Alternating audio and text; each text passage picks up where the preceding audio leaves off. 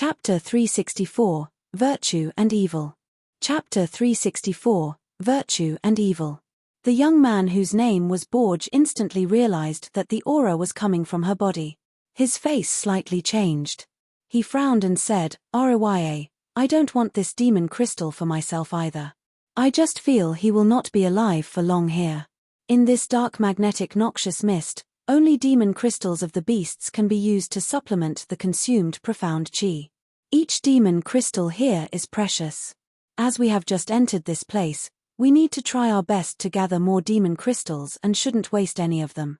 After talking, Borge threw a cold glance at Xiang and said arrogantly, "This kind of immigrant from the laggard area will die anyway even if he has demon crystals. Giving it to him is such a waste." Xiang slightly frowned. At first, he hadn't been interested in demon crystals of the snow dragon and had intended to refuse Aya's kindness. However, after having heard that guy Backcack say that the demon crystals could supplement profound chi in the dark magnetic noxious mist, he immediately changed his mind and determinedly decided to fight for it. That was why he didn't refuse it but looked at Rya to see what she would say. "I said give it to him. Didn't you hear me?" Aya's countenance was getting worse and worse. Borge secretly snorted while his eyes shot out a trace of coldness. He then threw Xiang the piece of crystal in his hand. The speed of his throw was so fast that it made the piece of crystal screech like a weapon, piercing through the air like a shooting star. Xiang's face remained unchanged. Seeing the crystal approach, he raised his hand and clenched his fingers. A flow of bright light flew out from it. Swoosh swoosh swoosh. As soon as the demon crystal fell into his hand, a group of forces burst out wrapping around Xiang's hand. Xiang revealed a faint smile and quickly used his strength to control the demon crystal. The light on his fingertips suddenly condensed into something that looked like a white glove covering his hand and then gripped and constrained the demon crystal. When Xiang turned his hand over, the demon crystal piece instantly fell into the blood vein ring. Without saying anything further, Xiang nodded at Rya, didn't bother Borge's harsh look, turned around and walked away. "Wait a second," Cae smiled elegantly and spoke up. Xiang reluctantly turned back as he asked impatiently, "What else?" "Friend, being alone in this dark magnetic noxious mist is a little bit dangerous indeed. I am wondering if you are interested in accompanying us for a short trip."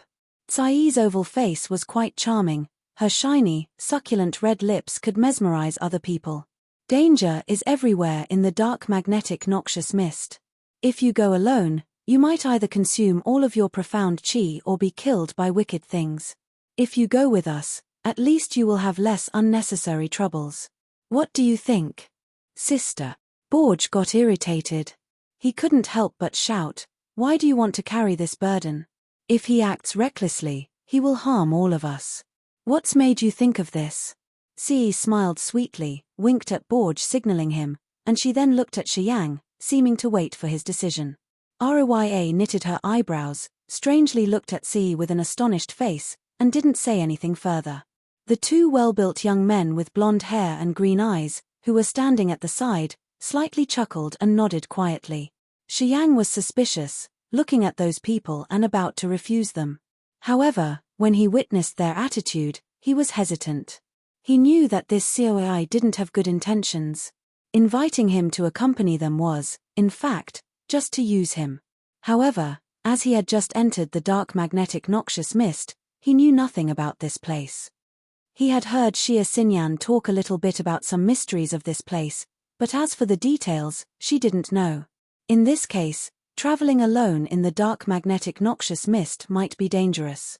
This group of warriors had a high cultivation base as well as a profound understanding of this place. Although going with them could lead him to encounter unpredictable events, he still could get more information about the dark magnetic noxious mist. Even if they didn't tell him directly, he could still have more of understanding about this place by paying attention to their conversations. He just needed to be careful. If the situation wasn't good, he would immediately leave them. It should not be too difficult. With that thought, Xiang quietly considered, then burst into laughter and said, "Well, I know nothing about this place. So, I will have to bother you." After talking, he stopped walking and maintained a safe distance with the five of them, revealed a smile, looking at them. Alright, we will need to take a rest first to restore our strength. Meanwhile, you can get familiar with the use of the demon crystal. C beamed a faint smile, nodded at Borge, and said, Brother, you help take guard for me. Be alert to the unexpected appearance of the beasts. After talking, C gently flew away. Borge reluctantly turned around, looking at Xiang coldly while murmuring something, and then caught up with Cae. Sister, what on earth are you doing? Borge walked toward her with a resentful face and complained, Isn't it better to let me kill that rascal to take that demon crystal back? We have discussed it before, but then Arya pretended to be fair and kind. Do you also want to act like her? Dark magnetic noxious mist had quite a lot of special things. One of them was soundproofing. Thanks to that, although the two of them stood just hundreds of meters away from Xiang, they were not worried that Xiang would be able to overhear their conversation, not to mention that they also intentionally lowered their voices. You are such a fool. As soon as Xiao had flown away, her smiling face instantly became cold while her beautiful eyes emitted an icy aura. She sneered and said, That guy is only in the second sky of Nirvana realm. You can easily kill him, but if you do so, you will consume more of your profound chi. Do you know how important profound chi is in this place? How long we can survive depends on it. Wasting it means you will die faster. Are you stupid or what? Seeing her cold face, Borge was a little scared and couldn't even speak normally, but that demon crystal. Can 1/3 of the demon crystal be enough to make up for the profound chi that you would have to consume to kill him? Ce snorted coldly. Borge was stunned a little bit and then shamefully said, No. Idiot. Ce bluntly cursed, Do you think that Arya really wanted to give up 1/3 of the demon crystal? She just wanted to use it to entice the opponent and thus weakened our strength. With your personality, after being scolded by her, you would sneakily leave us and kill that rascal. If you do that, you already fall into her trap. Borge's face changed instantly. If you leave us and you will be on your own. What you gain is far less than what you will lose even if you can get that demon crystal. Later, if you encounter other warriors or beasts or any traps in this dark magnetic noxious mist, you will hardly be able to keep yourself alive. Ce continued emotionlessly, Arya has just used 1/3 of the demon crystal to entice that little rascal, and he has already wanted to take actions with you. Even you are lucky to be alive, still, you have consumed some of your profound chi already. Thus, she has gotten what she wants. Idiot. After Borge had listened to Cae's curse, his face immediately changed. He was scared and broke out in a cold sweat, contemplated for a long while before gritting his teeth and speaking up, That woman's heart is indeed barbaric. After having entered the dark magnetic noxious mist, our group only has 5 people left. Arya still retains her power and thus harvests the most. In the critical point of time, she will push others to death before herself. She always uses the least of her power to get the most benefits. If you continue to be stupid like this, she will kill you sooner or later. I have reminded you many times, but you never listen to me. You really don't know what life and death are, Ce said unhappily. Borge felt ashamed, constantly nodded, Sister, I am wrong. Remember, you shouldn't take any reckless actions next time. Did you see if the other 2 brothers Larolun have said anything? Ce was giving her brother lessons while knitting her eyebrows, looking at the 2 of guys with blonde hair and blue eyes at the same time. She lowered her voice and said, When you take action, be careful with the 2 brothers Larolun. Although their cultivation bases are only in the 3rd sky of Nirvana realm, if they join forces, their real strength can be compared to Sky Realm warriors. Even I am not sure if I could defeat them. So, you should not underestimate them. Borge shuddered as he became quietly more watchful, nodded his head and asked, Sister, why did you ask that little rascal to stay with us?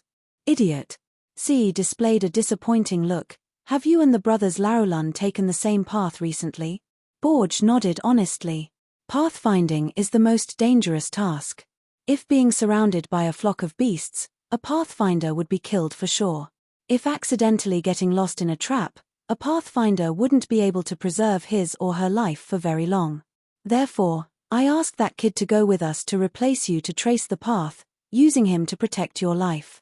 You have to be grateful to him for taking the risk for you. Understand? You are such a fool. Ciyi said with disappointment. Thank you, sister. Borge was moved and said. Talk less, observe more. Don't be a blind fool being controlled by others. Ci scolded him and then closed her eyes. Guard for me. Don't let anyone come close, especially that Rya.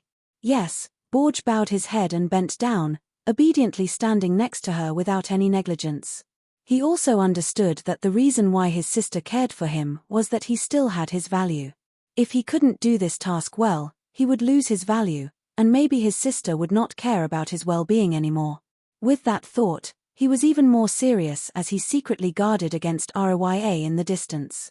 His face slightly changed when he saw Rya slowly walking toward that strange rascal because he thought that she had a plan. Borrow that rascal's strength.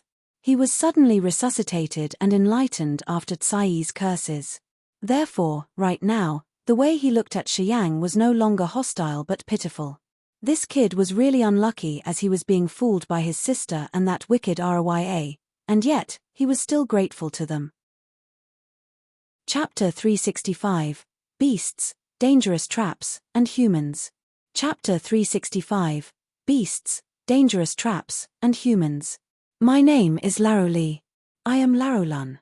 The two guys with blonde hair, blue eyes, and sturdy bodies looked at Xiang, sneered, and introduced themselves. Xiang. Nice to meet you, Xiang. I hope that we will get along well during the journey ahead. After talking, the two guys beamed a smile, walked shoulder to shoulder to another place, about a few hundred meters away from Rya and Ce, and then sat down. One of them took out a demon crystal and meditated to restore his strength. The other stood to the side, staring at the void like he was in a trance. Xiang remained calm and secretly observed the brothers Larolun and Laroli. Then, he looked toward Ce and Borge and said to himself that this group seemed to have constraints among them. While Ce was restoring her profound chi, Borge was guarding for her. Laroli and Larolun were also on alert. It turned out that this group of 5 was not in solidarity. They were taking precautions against each other. Ce and Borge were on one side, the two brothers Larolun and Laroli were on another side, and Rya was alone. Although the 3 parties were traveling together, they didn't trust each other and were always on alert. They were very cautious even when they were restoring their strength. It was easy to see that these 5 people didn't get along well as he had originally thought. After observing these people secretly for a while, Xiang realized their strange relationships, and he thus didn't dare to let down his guard and was even more cautious. After the two brothers Laro had introduced themselves, Rya arched her eyebrows and walked over to Xiang. She stopped 10 meters away from him and coldly said, I am a little bit curious about the Endless Sea. Can you tell me about the place? The girl in a silk gown with a jade belt wrapped around her small, appealing waist asked. She had beautiful, straight legs, her thighs were vaguely exposed through the thin silk, which was mesmerizing. She was standing alone. Her eyelashes were very long, and her lucid eyes were as clear as water. Sometimes they flashed up with beams of light as if they wanted to pull men's souls into their pupils.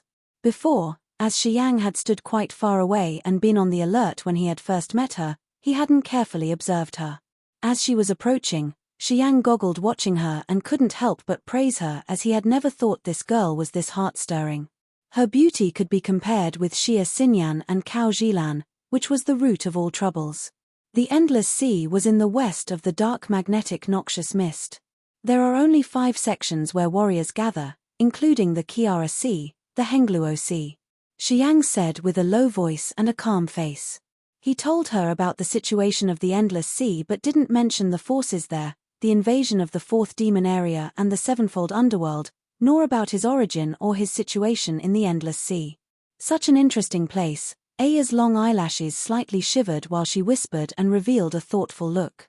After a long while, she suddenly looked toward him and curiously asked, Why do you come to this dark magnetic noxious mist? Did you come here to get to the Grace mainland? I come here to temper myself, Xiang said indifferently. I have encountered a bottleneck during my cultivation. I have heard that there are many mysteries in the dark magnetic noxious mist, so I came here to try my luck, to see if I can find something here to have a breakthrough. Aya's eyes brightened up while she nodded. It seems that the Endless Sea has good warriors. Xiang sneered but didn't say anything. The dark magnetic noxious mist has 3 fatal dangers: beasts, dangerous traps, and humans.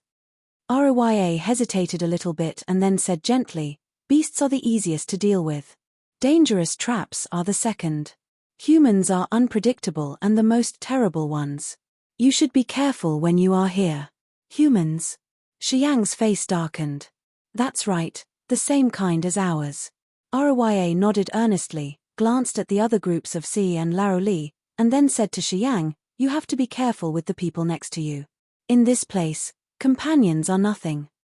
In crucial moments, not only are they not trustworthy but they can be a fatal threat. After mentioning this, Rya seemingly wanted to continue but then stopped, pondered for a few seconds, displayed a complicated look, then threw a glance at Xiang and said, being alone is sometimes safer. You are alone, so you should take good care of yourself. When her plump thighs under the thin silk moved slightly, Rya had already flown hundreds of meters away and quickly disappeared into thin air. Borge and Larolun, who were taking guard, seemed to let out a sigh of relief when they saw Rya fly away. Their vigilance was slightly relaxed as they felt more assured and sat down. Xiang shuddered within his heart. Through this small detail, he immediately realized that Rya was probably the most dangerous in this group. Among these 5 warriors, Rya and Si had the Sky Realm cultivation base while the other men had the 3rd sky of Nirvana realm. Xiang recognized that no one in this group had good intentions or was trustworthy or easy to deal with. Among them, the guy Borge, who was impatient and easily irritated, was the easiest one to deal with. The remaining 4 people were all calm and discreet. He especially could not see through Si and Rya. However, he felt that these 2 girls were always against each other.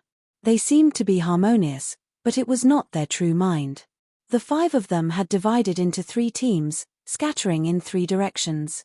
They took turns to absorb the demon crystals to restore their profound chi. They didn't talk to each other, which gave others the feeling that they were getting along well, but they were actually guarding against one another. After carefully observing for a while, Xiang regained the calmness in his heart. He quietly backed off and stopped when he was 800 meters away from Larolun and Lao Li, who were nearest to him. Looking around, he noticed that behind him and to his sides were rocky mountains and thus the predictable danger could only come from the front. He sat down, took 1/3 of the demon crystal out and started to absorb the power inside it. Different from other demon crystals, this demon crystal had been taken out from the beast's body in the dark magnetic noxious mist, and thus it could adapt to a particular environment, not able to be dissipated. Demon crystals were indeed nutrient supplements for the power's restoration. Golden Eye Snow Dragon was a 6th level beast, which was equivalent to a human Nirvana realm warrior. The power of this piece of demon crystal was not vigorous anyway. Demon crystals, after all, were not pure chi. The loss of the crystal's power was inevitable after it was converted into available profound chi for warriors to use. After the power of this 1/3 demon crystal piece was converted, Xiang could only absorb half of it, which was equivalent to 1/10 of his profound chi. Before that, when he had cast out the life seal, he hadn't consumed much of his profound chi. This small piece of demon crystal helped him not only restore the amount of the consumed profound chi when he had used the life seal earlier but also reinstate a part of the amount of the depleted profound chi from the past few days. While meditating and waiting for the demon crystal piece in his hand to become a useless stone, he felt the profound chi in his body about to reach its peak, around 9 out of 10 parts. Although he didn't reach the peak yet, he was already satisfied. He squinted as he looked ahead and saw Lao Li and Si had completed their power restoration and were keeping watch for Borge and Lao Li to meditate. No one knew where Rya had gone.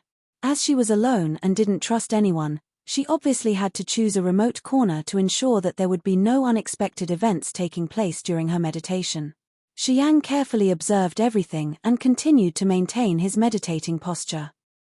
After a long while, Borge and Larolun completed their power restoration. The 4 of them then gathered in one place and waved at Xiang. Xiang stood up and walked toward them while still staying alert. When he was around 10 meters away from them, he stopped and comfortably asked, "Should we continue on our way?" He quietly observed them and found out that Borge's hostility had weakened compared to earlier. Although he still wore a cold face, His eyes no longer had any sign of hatred. This gave him some doubts, as he didn't know what C said to Borge for his attitude to change that much. "Roya hasn't returned yet.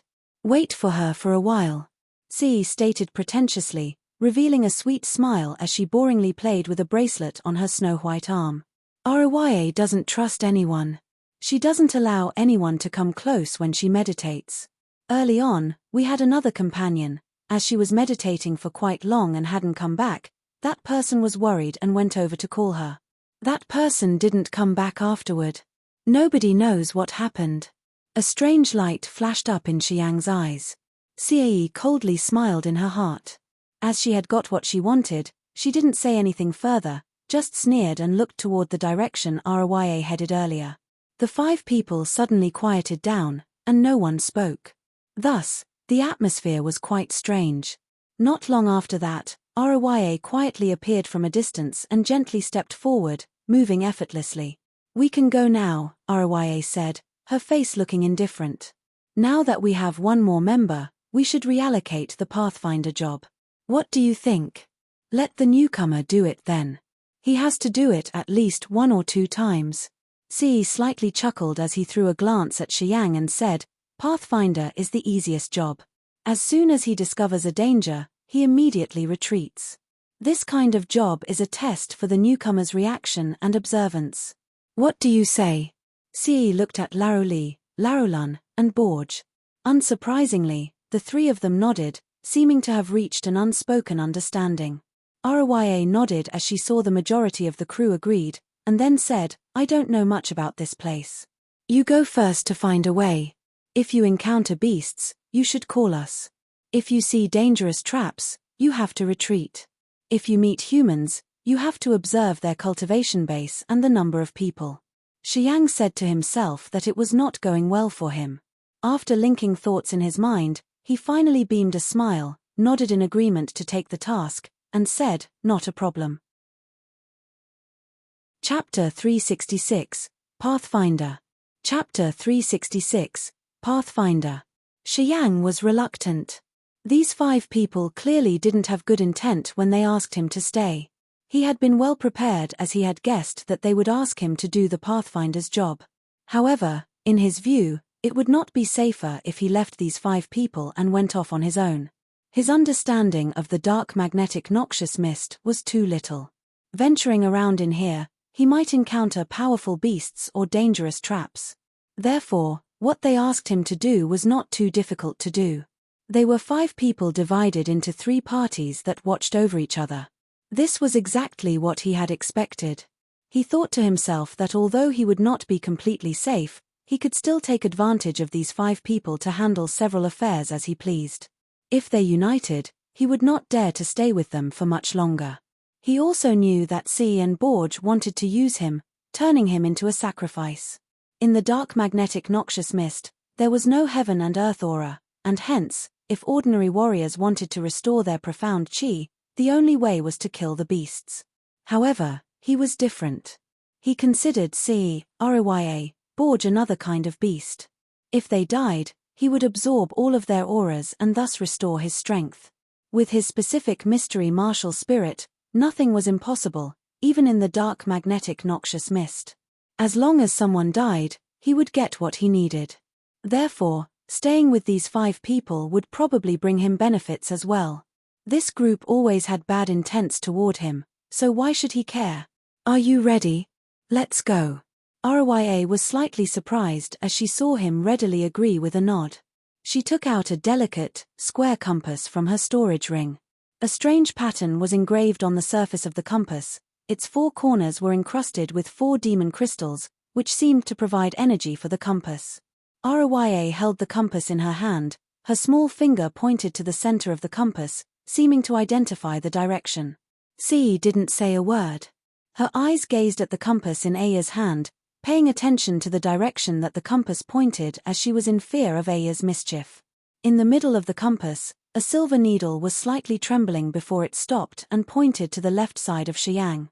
Roya looked at that direction for a moment, put the compass back into the storage ring, and then said, "The direction has been determined." C and others nodded with a smile.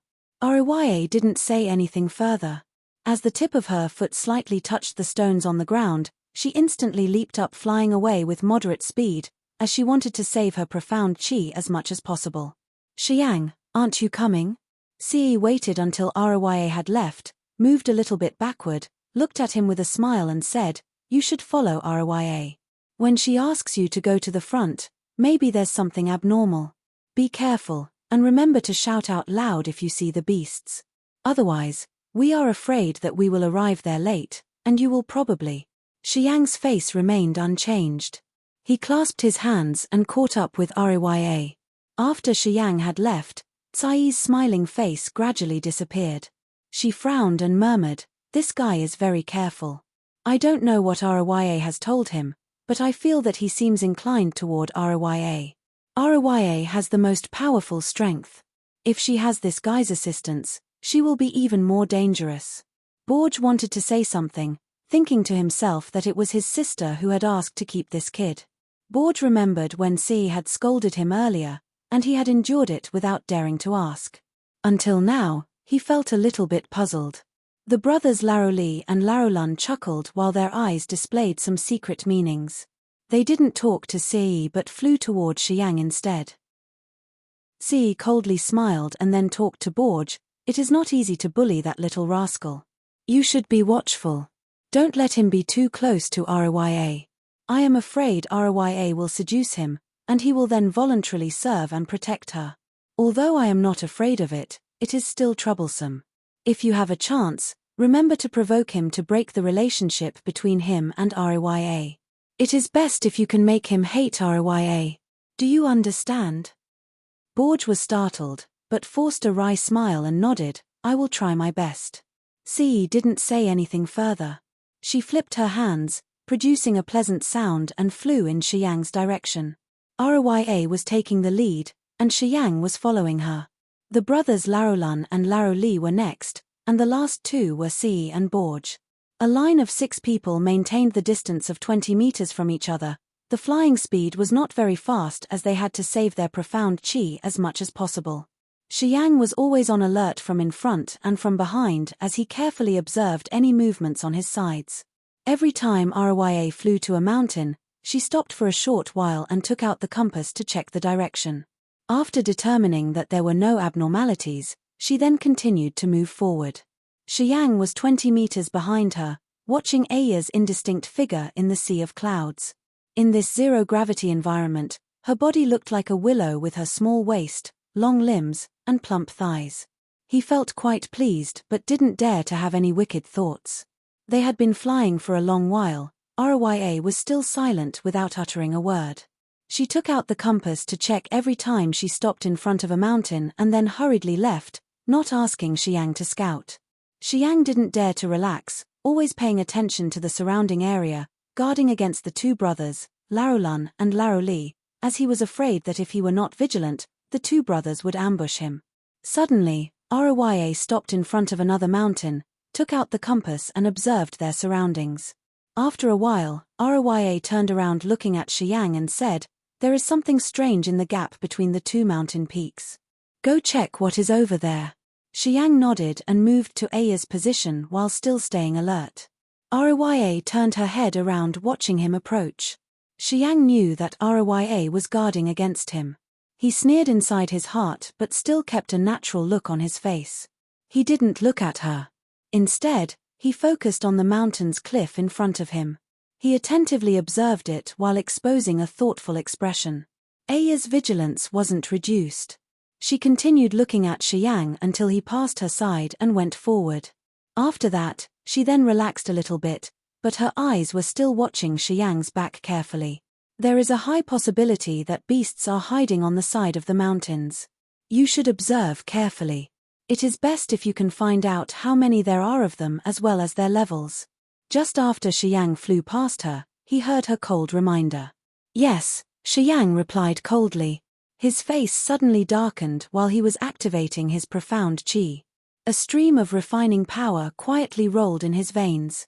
While the profound chi was running, his body slightly trembled. It seemed that the tremendous power in his body could explode at any time. After perceiving the body's transformation, Xiang's eyes gradually calmed down. Rya didn't say a word. Her beautiful, slender body stood in the misty group of clouds in the air while she looked at Xiang with a cold face. Then suddenly she turned around, glancing at the two brothers Laroli and Larolun who were coming close to her. When the two brothers saw Aya's scrutinizing look, they stopped moving and revealed a bright smile. Laroli looked at Xiang, then Rya, and asked, "How is the situation?" "What can it be?" "Beasts," Rya answered coldly and turned back to look at Xiang. The two brothers didn't ask anything further. One of them looked at Rya, and the other one looked at Cae. They paid attention to both the front and back. The two mountains were about 500 meters high. It was all red on the top of the mountains. Some abnormal trees and plants seemed to grow there. Between these two mountain peaks, there was a saddle which was 100 meters wide. The thick, misty fog made this area even more dark and gloomy. Dense plants and trees fully covered the mountain flanks. Because of the heavy fog, nothing could be seen clearly. There were some faint black shadows which looked like rocks or some plants. In the case where soul consciousness couldn't be used, and one could only observe with his own eyes, going closer was the only way to know the situation better. Xiang started to activate his profound qi and got closer to the other cliff. His eye brightened up, staring at black shadows on the two flanks of the mountain, wanting to see what they were after all. Sizzle, sizzle.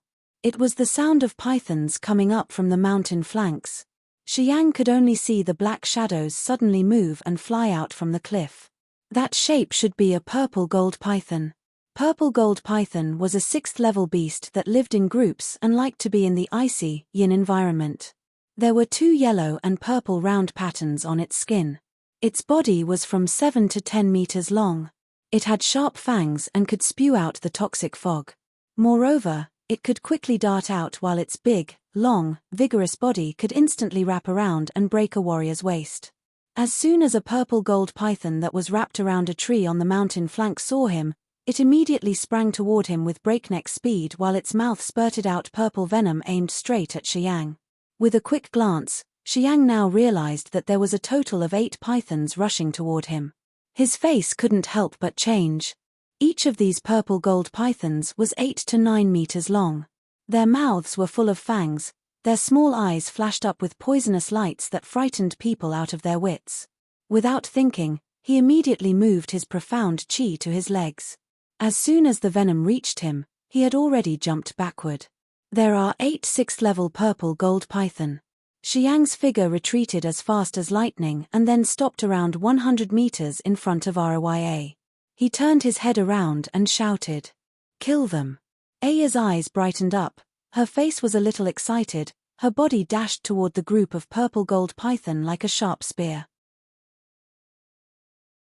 Chapter 367, The God Soul Secret Treasure. Chapter 367, The God Soul Secret Treasure. 8 purple gold pythons arched their heads and waved their tails, diving out from the cliff with incredible speed. Terrifying eyes flashed up, looking brutally at Xiang. Xiang snorted coldly and stood still on the spot waiting for the purple gold pythons to come. If he alone fought with these 8 grown-up purple gold pythons, he was not sure that he could kill them all. However, together with the other 5 people, who had unpredictably profound strength, the situation would be different. Indeed, Aya's body looked like a spear that was shot out with intimidating momentum. She instantly came to his position but didn't stop. Instead, she continued to dash forward into the place where those pythons were gathering. Her slender body kept changing in the air, giving other people the feeling that they could never catch her. A bunch of dark blue lights shot out from her fingers. Those sharp lights, which were flashing on and off, contained an extremely powerful force. The dark blue lights intertwined in the void, forming a light net covering all of the pythons in just a short while. A clear shout resounded coldly. Rya curved her waist, penetrated the light net in the air, and stood opposite the group of purple gold python. Fragmented blade. After her shout, a bundle of icy light shaped like a sword flew toward the group of purple gold python. The 2 purple gold python in the front were slashed down and split away even before they could spurt out their venom. Under the control of Aya's 5 fingers, 2 pellucid demon crystals instantly fell into her palm and then disappeared into the storage ring right after the ring had flashed up. Behind her, the 4 people of Lauli's and Sai's group were worried as they saw Rya had quickly taken the 2 demon crystals first. Thus, they put all their strength into flying over. A bundle of pink light beams suddenly glinted and zoomed across Xiang, rushing forward to fight for the demon crystals of the purple gold python. Xi was as charming as a fairy. Her clothes fluttered while the bracelet on her pale arm suddenly flew out, producing a terrifying whistle and dazzling lights. While flying toward the purple gold pythons, the bracelet suddenly had a transformation. Inside of it shot out a sharp, 1-meter-long saber with blazing lights slashing the purple gold pythons into pieces. Borge's eyes flashed up with a furious light.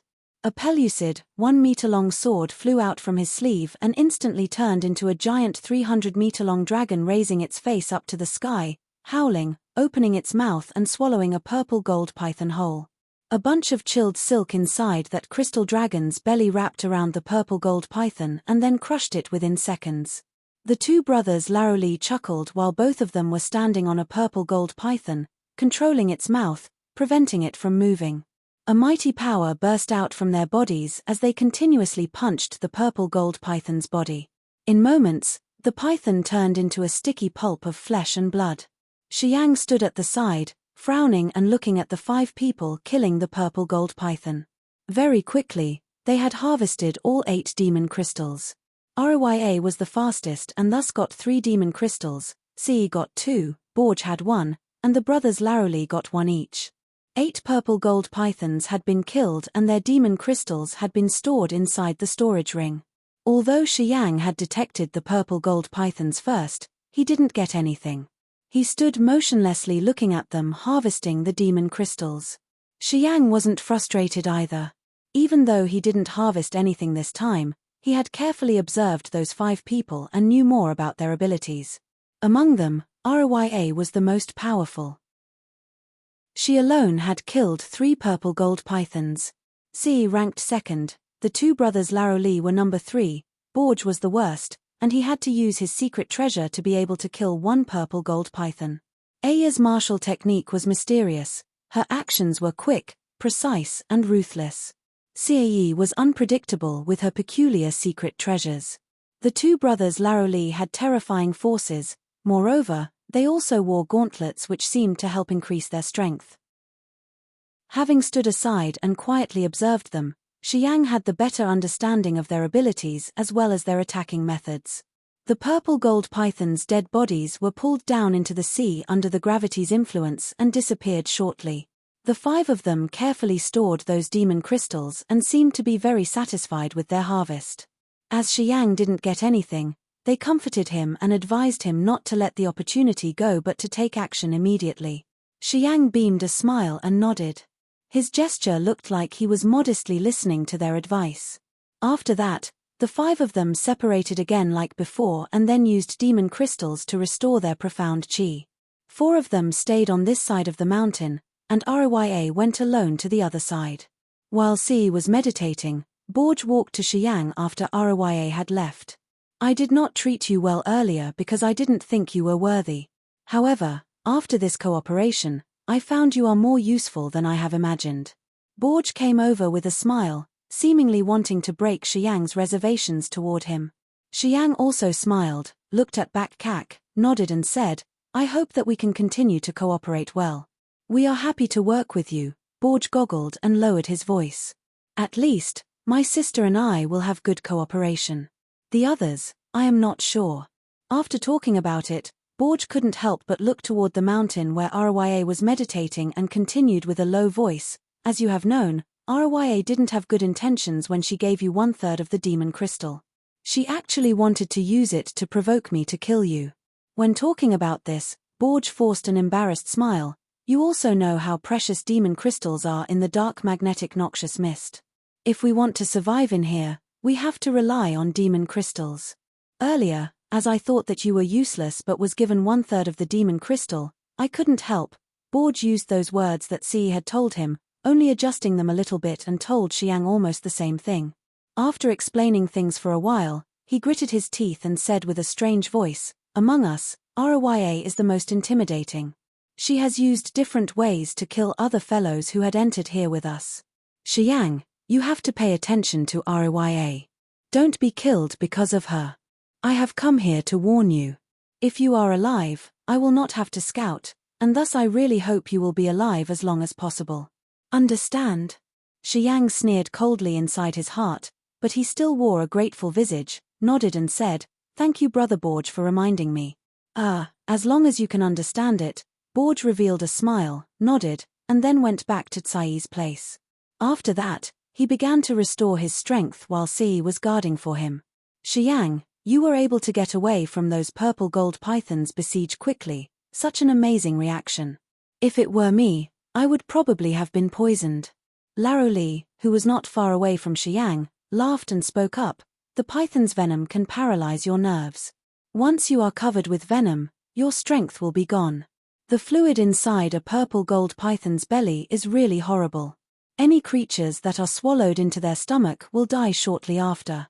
Xiang was stunned. He was not very clear but still beamed a smile. "Do you want to drink?" Laro Li raised a bottle of wine in his hand, and without waiting for Xiang to reply, he took out a delicate bowl, filled it with the wine, and then said, "You are a mighty man. I am sure you like to drink. Let's drink together and become good friends." "Thank you, Laro Li, big brother." Xiang walked over with a big smile as if he was very relaxed without any precautions. He then sat in front of Laro Li, took the bowl of wine, and raised his head, gulping down the wine. Not far away from there, Laro Lun closed his eyes meditating. His rough eyebrows slightly shivered, seemed to be secretly alert but then quickly relaxed. "Ha ha ha, you are indeed our fellow." Laro Li burst into laughter as if he was really excited. "Danger is everywhere in the dark magnetic noxious mist. We can be killed at any time. So, if we can enjoy a little bit, why not, right?" Xiang nodded. "You don't seem to know about the dark magnetic noxious mist?" Laro Li asked unintentionally. Xiang was a little startled and humbly said, "I accidentally entered this place, and so I have no idea about it. I will need Big Brother to enlighten me. I don't dare to give some lessons, but I can tell you why we came here." Laro Li glanced at Sei, who was sitting a little bit further from them, and lowered his voice. "Rumor has it that there are two abnormal things deep inside the dark magnetic noxious mist. The first one is the sacred level secret treasure, maybe even the god level treasure, and the other one is the pure god soul." "God treasure? Pure god soul?" Xiang was stunned and then asked again. "That's right," Laro Li confirmed with a nod. "Sacred level secret treasures are very rare. Even in the divine land, it is not like everyone can have it. As for the god-level secret treasures, ha ha ha, because we don't have blacksmiths and god-level alchemists in the divine land, the lowest god-level secret treasures and refined pills can be enough to drive people crazy. I think you can understand this point." Xiang was astonished and nodded. "As for the pure god soul, do you know how precious it is?" Laro Li looked at him and asked. "Please do tell," Xiang asked humbly. Chapter 368, Hiding Real Competence. Chapter 368, Hiding Real Competence. "You don't know the effect of the god soul?" A trace of disdain that Laro Li was trying to hide was now revealed in his eyes. He asked Xiang with astonishment. Xiang just smiled embarrassedly, didn't explain himself. When a third sky of spirit realm warrior enters the true god realm, he can refine his host soul into god soul. God soul has a variety of marvelous effects. One of them is the criterion to distinguish between true god realm warriors and spirit realm warriors. Once the condensation of the god soul is completed, a warrior officially becomes a god realm warrior with an immortal soul. Thus, even if he was dead, he can always use the god soul to be revived. Except for some specific techniques and secret treasures that can destroy the god soul, it is very hard to get rid of. "We can say that it is the root of the true god realm warrior's strength," said Laro Li with a solemn voice. Xiang was stunned for a while before revealing a wry smile and then said, "In the endless sea, we don't have true god realm warriors, that's why." The disdain in Lao Li's eyes increased a little bit more. He nodded with a smile and said, "Is that so? It seems that warriors of the endless sea are indeed not as good as our divine lands. In Divine Land, not only are there true God Realm warriors, but there are also more than one. The true God Realm warriors in Divine Land are the supreme existence, the ones in power, and the pillars of Divine Land. The land, Xiang said with surprise, Divine Land deserves to be the center of Grace Mainland. That is obvious. A trace of pride flashed up in Laoli's eyes. Only warriors of Divine Land can have a deep understanding of martial arts. All kinds of supernatural powers originate from our Divine Land. Xiang beamed a faint smile, nodded without saying anything more. From Lin Yhe and Yi Zhongfeng, he had faintly known that behind the dark magnetic noxious mist was the Grace Mainland. The level of the warriors in Divine Land was indeed better than that of the warriors in the Endless Sea. The supreme warriors of the Endless were only in the Spirit Realm while those of the Divine Land were in the True God Realm. It was obvious to tell which one is better. Spirit Realm was already God in ordinary warriors' eyes. However, Xiang had heard that Spirit Realm warriors in true top-class warriors' eyes were only false gods. A false god and a true god were as different as chalk and cheese. Some people said that true god warriors had the support from the god's powers and possessed earth-shaking supernatural strength. A false god couldn't be compared to it. What are the marvelous features of the pure god soul? Xiang's heart was agitated. His curiosity was too big that he couldn't help but ask. Some people have said that there is a strange land inside the dark magnetic noxious mist.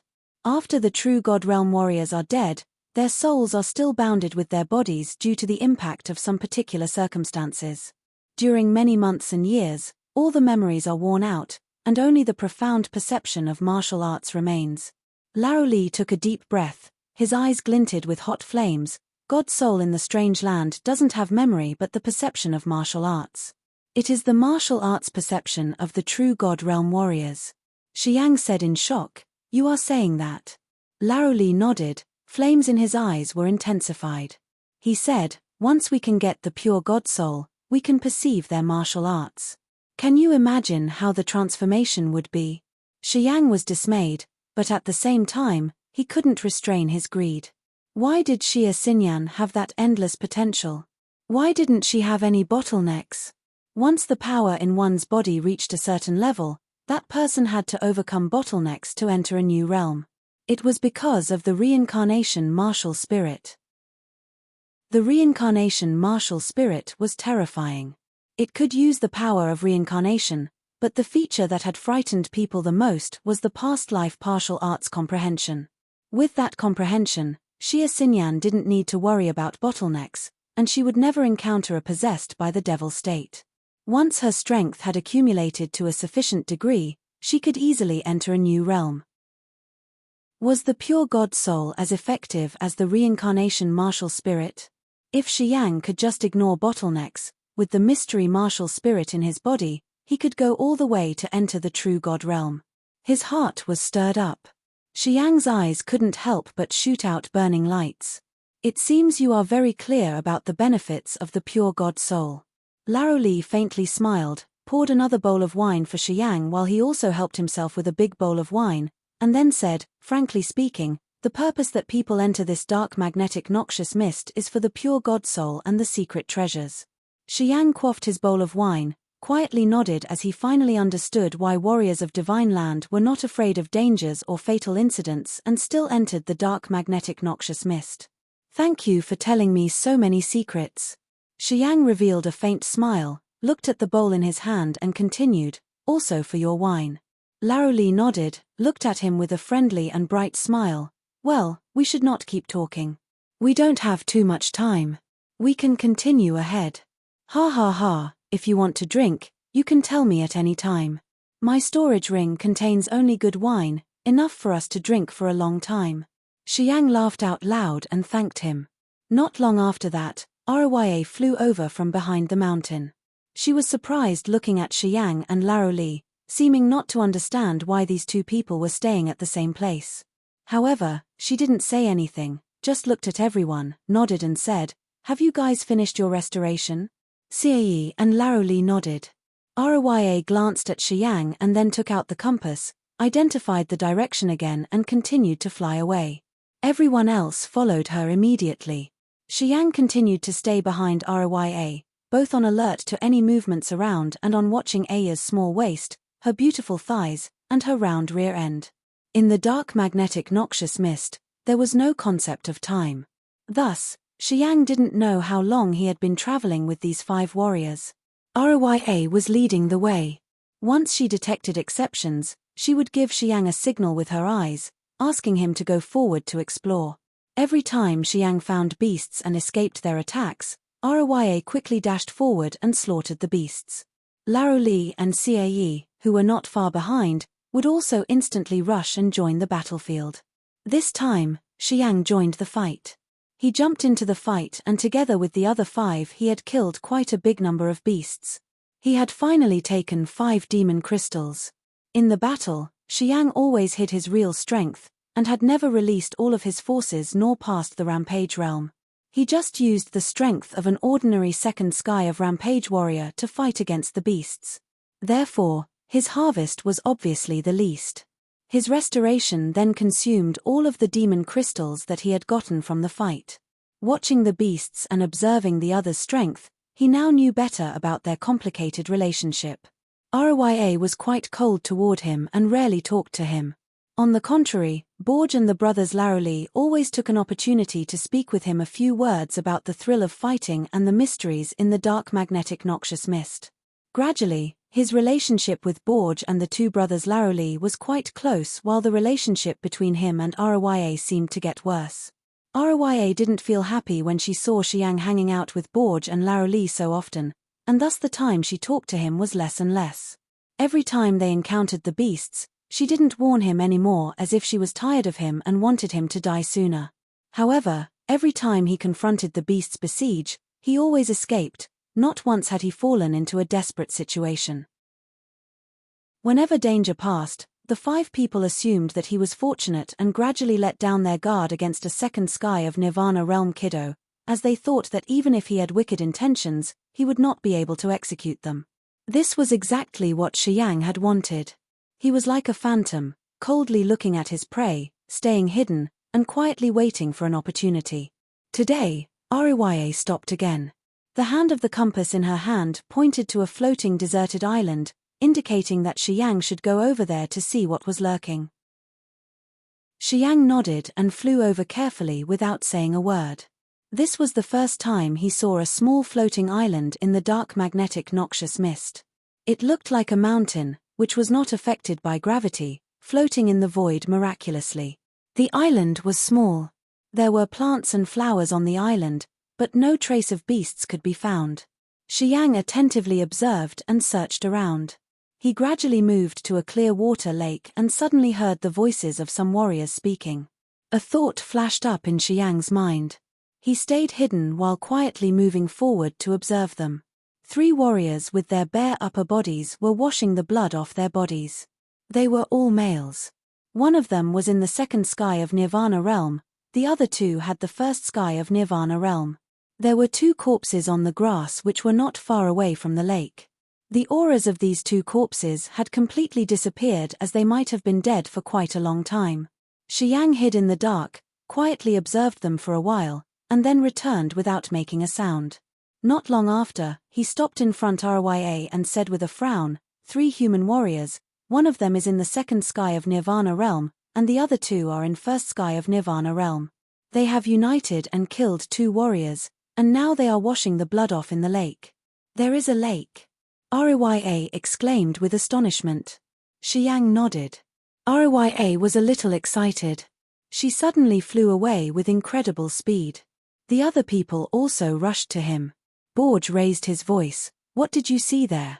3 warriors. One is in the second sky of Nirvana realm, and the other 2 are in first sky of Nirvana realm. They are washing the blood off their bodies in a lake, Xiang replied. They suddenly burst into laughter while their eyes flashed a ruthless light. Cae also said with a charming smile, finally, I can take a bath. The 4 of them flew toward the small island in a hurry. Chapter 369, The Lake. Chapter 369, The Lake. The group Rya and Cae darted straight to the small island. Borge, Larouli, Larolun, and Si wore ruthless looks on their faces and released murderous auras. They obviously didn't have good intentions. Xiang was lagging behind. However, he was not in a hurry. He could hear the noise of the battle coming from the small island while he was walking over with a moderate speed and a comfortable look. When he came to the lake, he saw the 3 warriors had already stopped breathing. The 5 of them were surrounding the 3 dead bodies, carefully searching their bodies, and took out the storage ring from their fingers. Rya checked the body of the second Sky of Nirvana Realm warrior. Si and Borj checked one of the first Sky of Nirvana Realm warriors. The brothers Larolun were searching the last one. The 5 of them carefully flipped the corpses as if they didn't want to miss any precious treasures.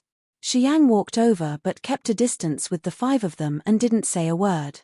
A flow of auras from the 3 dead bodies flew toward him, quietly penetrating his acupuncture points, making his spirit comfortable. He didn't struggle for credit nor spoils, he didn't need to take action either. The auras of those 3 warriors were more precious to him than the demon crystals in their storage rings. In the dark magnetic noxious mist, profound chi was the most valuable and essential element. If he released his strength to fight with these 3 Nirvana Realm warriors, he believed that they would have had no chance of surviving. However, to kill these 3 people, he would have to consume a significant amount of his forces, and the most important thing was he would probably reveal his real strength. It was not something he wanted. Without having wasted any profound chi, he still had harvested the auras of these 3 warriors. No matter what people thought about this, it was the most cost-effective benefit that he could have. Watching the 5 people searching the dead bodies while feeling the auras pouring into his body, Xiang was quite joyful. It was at this moment that he really believed in Borj's words. Rya was not a good person indeed. Before, this girl hadn't killed him, but she had even offered him a piece of demon crystal, which was clearly unreasonable. In connection with what Borj had told him, he believed that Rya indeed originally had another plan. In the eyes of such people like Rya and Si, the Endless Sea was just a barbaric land, and thus, the warriors of the Endless Sea were useless in the dark magnetic noxious mist as they didn't have any precious treasures. That was the reason why they didn't want to waste their profound chi to kill him. However, this time was different. There was more than one warrior. Moreover, they had just killed the other 2 warriors next to the lake, so it was obvious that they had killed to steal. In the eyes of Rya and Si, these 3 people were worth consideration. Therefore, they had to die. The group of Rya, Si, and the other 3 carefully searched for a while. The 2 brothers Laroli slightly chuckled, displayed a happy face as they seemed to be satisfied with the harvest. Aya's and Sai's faces remained normal. Thus, Xiang guessed they didn't get a good fortune. Borj cursed under his breath as he didn't seem to harvest anything valuable. As Si and Borj were on the same team, Xiang still could guess that they didn't harvest much through Borj's curses, although Sai's face didn't change. After a long while observing, he had already absorbed all of the auras from the 3 warriors. Xiang secretly sensed the movements inside his acupuncture points and felt assured after having been certain that the auras of these 3 warriors were still within his body's capacity. He then continued looking at the 5 people. Xiang, bring these corpses away from here. It is not easy to find a lake. We have to take a bath. Si smiled sweetly looking at him, asking him to handle the corpses. Rya frowned while her eyes slightly brightened up. She seemed to have the intention of taking a bath as well. Women naturally loved cleanliness, especially those who were exceptionally beautiful like Rya and Si. If they were not in the dark magnetic noxious mist, these 2 girls would have bathed themselves and taken care of their appearance every day. And now, as there was a lake here, it was no wonder why both of them were excited. Okay.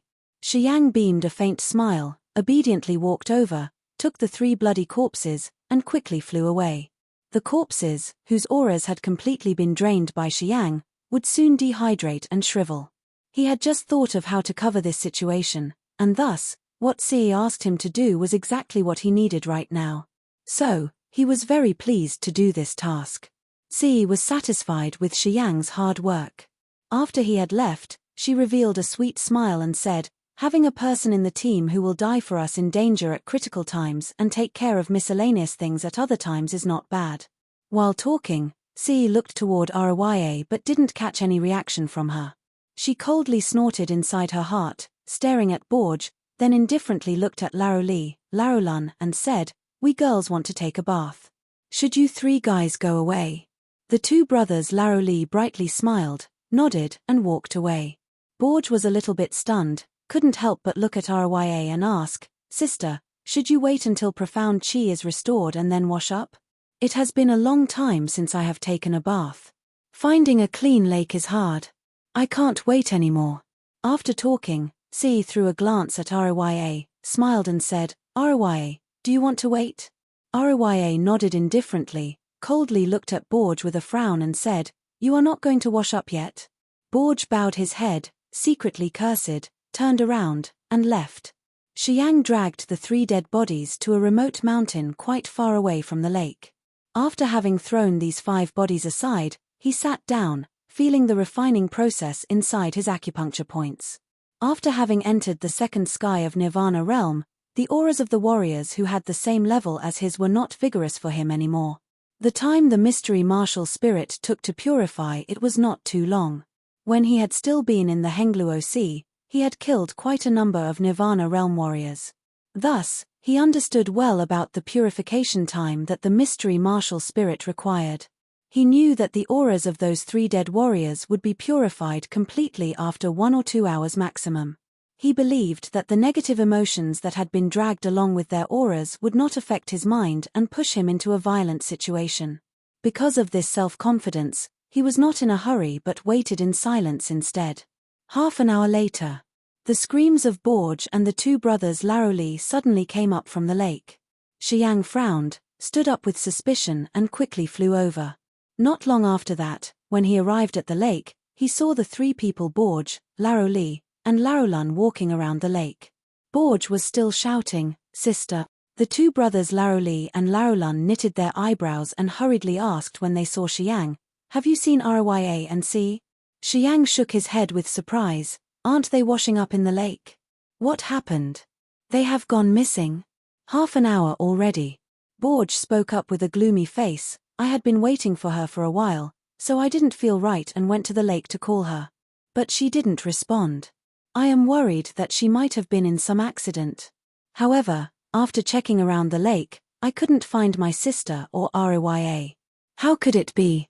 Xiang continued with a surprised look on his face. "I just threw the 5 corpses away and was resting a bit, but I didn't see anyone coming or leaving.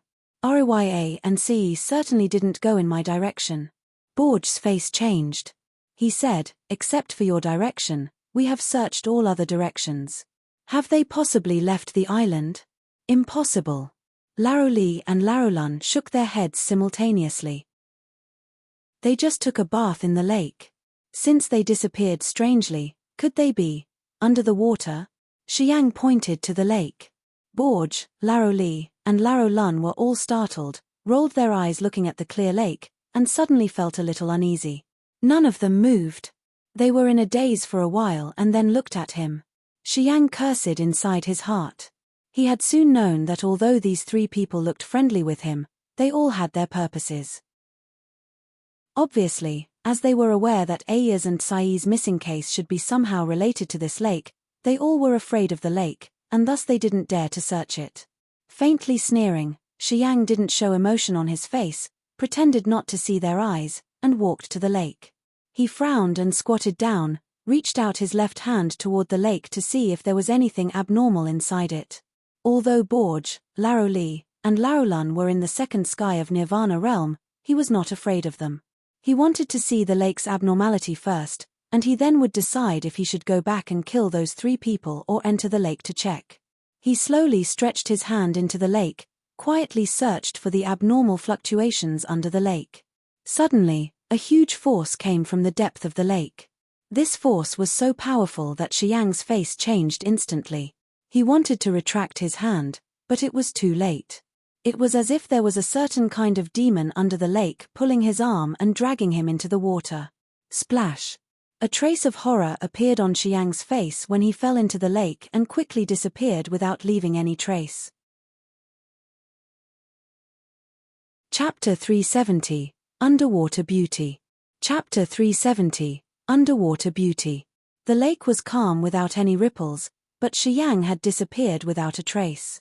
Borge, Laroli, and Laoluan had seen the horror flash on his face when he had fallen into the water. Shiyang had disappeared, but the lake remained so clear that the bottom of the lake could still be seen as before. The three of them looked at the bottom of the lake but didn't find even the slightest abnormality. It was like there was some force that existed in the lake, and the water that they saw was just a deception. Only after entering it would one know how dangerous it was. Borge, Laroli, and Larolan were frightened, watching the lake in silence, not daring to act recklessly. The fact that Shiyang had been suddenly pulled into the lake made the three of them imagine the scene where Rya and C had disappeared. Both Rya and C had Sky Spirit Realm cultivation base, but even so, they could not return after having fallen into this lake. Therefore, the three of them guessed that the two girls were highly likely to encounter dangers.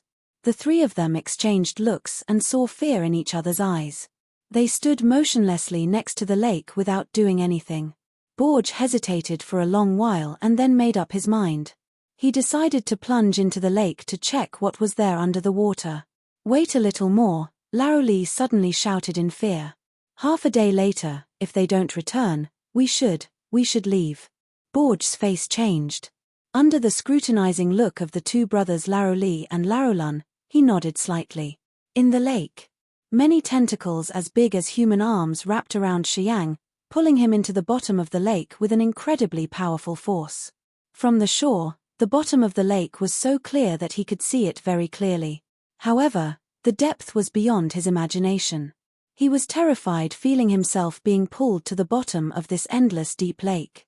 Inky black tentacles which looked like 100-meter-long pythons tightly entangled him and dragged him straight down to the bottom. These tentacles were covered with strange patterns, twisting and dancing around in the lake, tightly wrapping Shiyang's body. Under the gloomy water, a pitch-black monster was moving, stretching its 1,000-meter-long tentacles. Two snow-white bodies were also wrapped around those tentacles.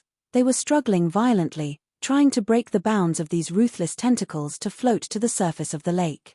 They were Rya and Sei. These two were mesmerizingly beautiful girls. Right now, they were totally naked, vaguely exposing their white skin, towering breasts, and slender limbs.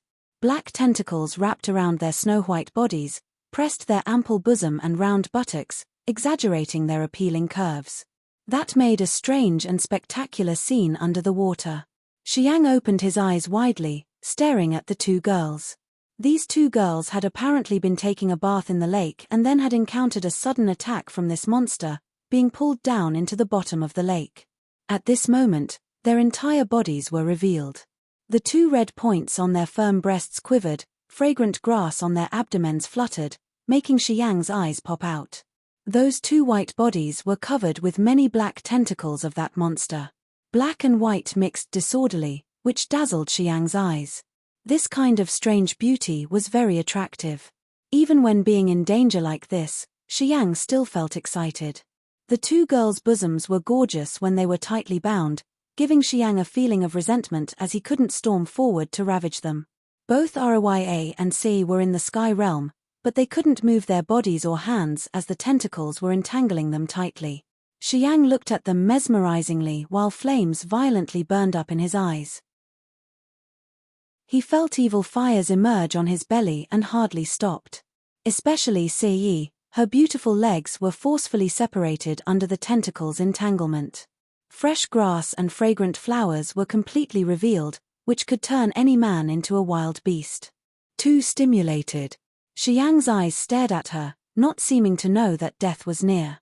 Negative feelings overflowed from his acupuncture points while his veins bulged prominently. Sei was struggling with the tentacles wrapping around her body using the knives that emerged from the rings on her arms and legs. She suddenly raised her head and saw Shiyang sinking. She saw Shiyang's burning eyes like those of a wild beast. Sei was extremely embarrassed to the point that she almost fainted in shame while her beautiful eyes turned white. She had never expected that Shiyang would suddenly appear out of nowhere in this situation and see her entire naked body. Even her most secret, forbidden privates could not escape his eyes. Although Xiang was dozens of meters away from Ce, he could still see her face glowing red and her arrogant eyes staring at Xiang fiercely. She seemed to be resenting the fact that she could not kill him. Under her furious gaze, Xiang seemed to wake from the influence of the negative feelings while his eyes slowly calmed down. He then put the concentration on the monster below. It was a strange octopus as big as a mountain. This octopus was as black as ink, had countless tentacles, and a big, blood pool mouth full of fangs. Its green-gray eyes flashed up with horrifying lights. Xiang had never seen this kind of monster before, so he didn't know which level it was. However, if it could entangle Roya and Ce like this, it was not just a 6th-level beast. As this giant monster had numerous tentacles and was also familiar with the environment at the bottom of the lake, it could comfortably cast out all its strength. This monster was not easy to deal with. After throwing a quick glance, Xiang was chilled, and his face suddenly changed. He started to struggle, wanting to get rid of these ruthless tentacles. This octopus seemed to want to devour all 3 of them. As long as it opened its mouth, Xiang believed that no one could stand it once falling into that blood pool mouth full of fangs like sharp daggers. Perhaps, with his sturdy body, he could fight against it a little bit. However, Ce and Roya would surely die, no doubt. They were both beautiful girls, apparently not the kind of warrior who had gone through arduous body cultivation. If those sharp fangs speared into their soft, white bodies, they would be utterly divided. Strange and bright lights suddenly shot out from Aya's 10 fingers, broke and destroyed those tentacles that were wrapping around her. One of the tentacles was cut off into 3 parts. However, this octopus had countless tentacles. The number of the ones that were swathing her body was more than 10 already. Although she had cut off one of them, it didn't change anything. On the contrary, more tentacles were reaching out and tightly coiling her arms, constraining her arm movements and stretching them at the same time. Next to her were more than 10 tentacles that had been cut off. However, not a single drop of blood dripped out from them. Instead, they slowly crawled and connected, and finally restored themselves like new. Roya struggled. Her appealing body shook while her big bosoms prominently protruded under the tentacle's entanglement. The 2 pinky red points on her breasts were even more mesmerizing. The tentacles wrapped her 2 beautiful legs together. Xiang could see not only her belly but also the gully within the wonderful place of hers. Roya apparently saw Xiang coming as well. When she saw Xiang's burning eyes looking at her, her body suddenly emitted bone-chilling power like an ice-cold sharp sword darting into his eyes. Trying to twist her body, Roya tried her best to turn her body to hide her breasts and her privates, showing her back to Xiang. However, she then revealed her buttocks which swelled visibly under the tentacle's bind. Xiang's eyes brightened blazingly, greedily looking at the round rear end which now looked like 2 mountains. He sneered and felt overjoyed. Neither Ce or Roya considered him a partner. They just treated him like a cannon fodder, never putting his life in their eyes. In their hearts, he might be just a fool for them to play around with who would be their sacrifice at any time. Xiang understood it very well. Therefore, he kept looking at the 2 girls' bodies without fear or embarrassment. As long as there was a chance, he would follow his instinct regardless of the fact that they could find him to take revenge later. Roya and Ce kept struggling against those tentacles. After all, these 2 girls had Sky Realm cultivation base, and hence, that octopus could not drag both of them into its furious mouth even though it was mighty. Xiang was different. Because he didn't use his real force and just showed the strength of a second sky of Nirvana realm, he was pulled closer and closer to the octopus's mouth. While struggling against the octopus's entanglement, Roya and Ce still realized that Xiang couldn't resist the monster's strength.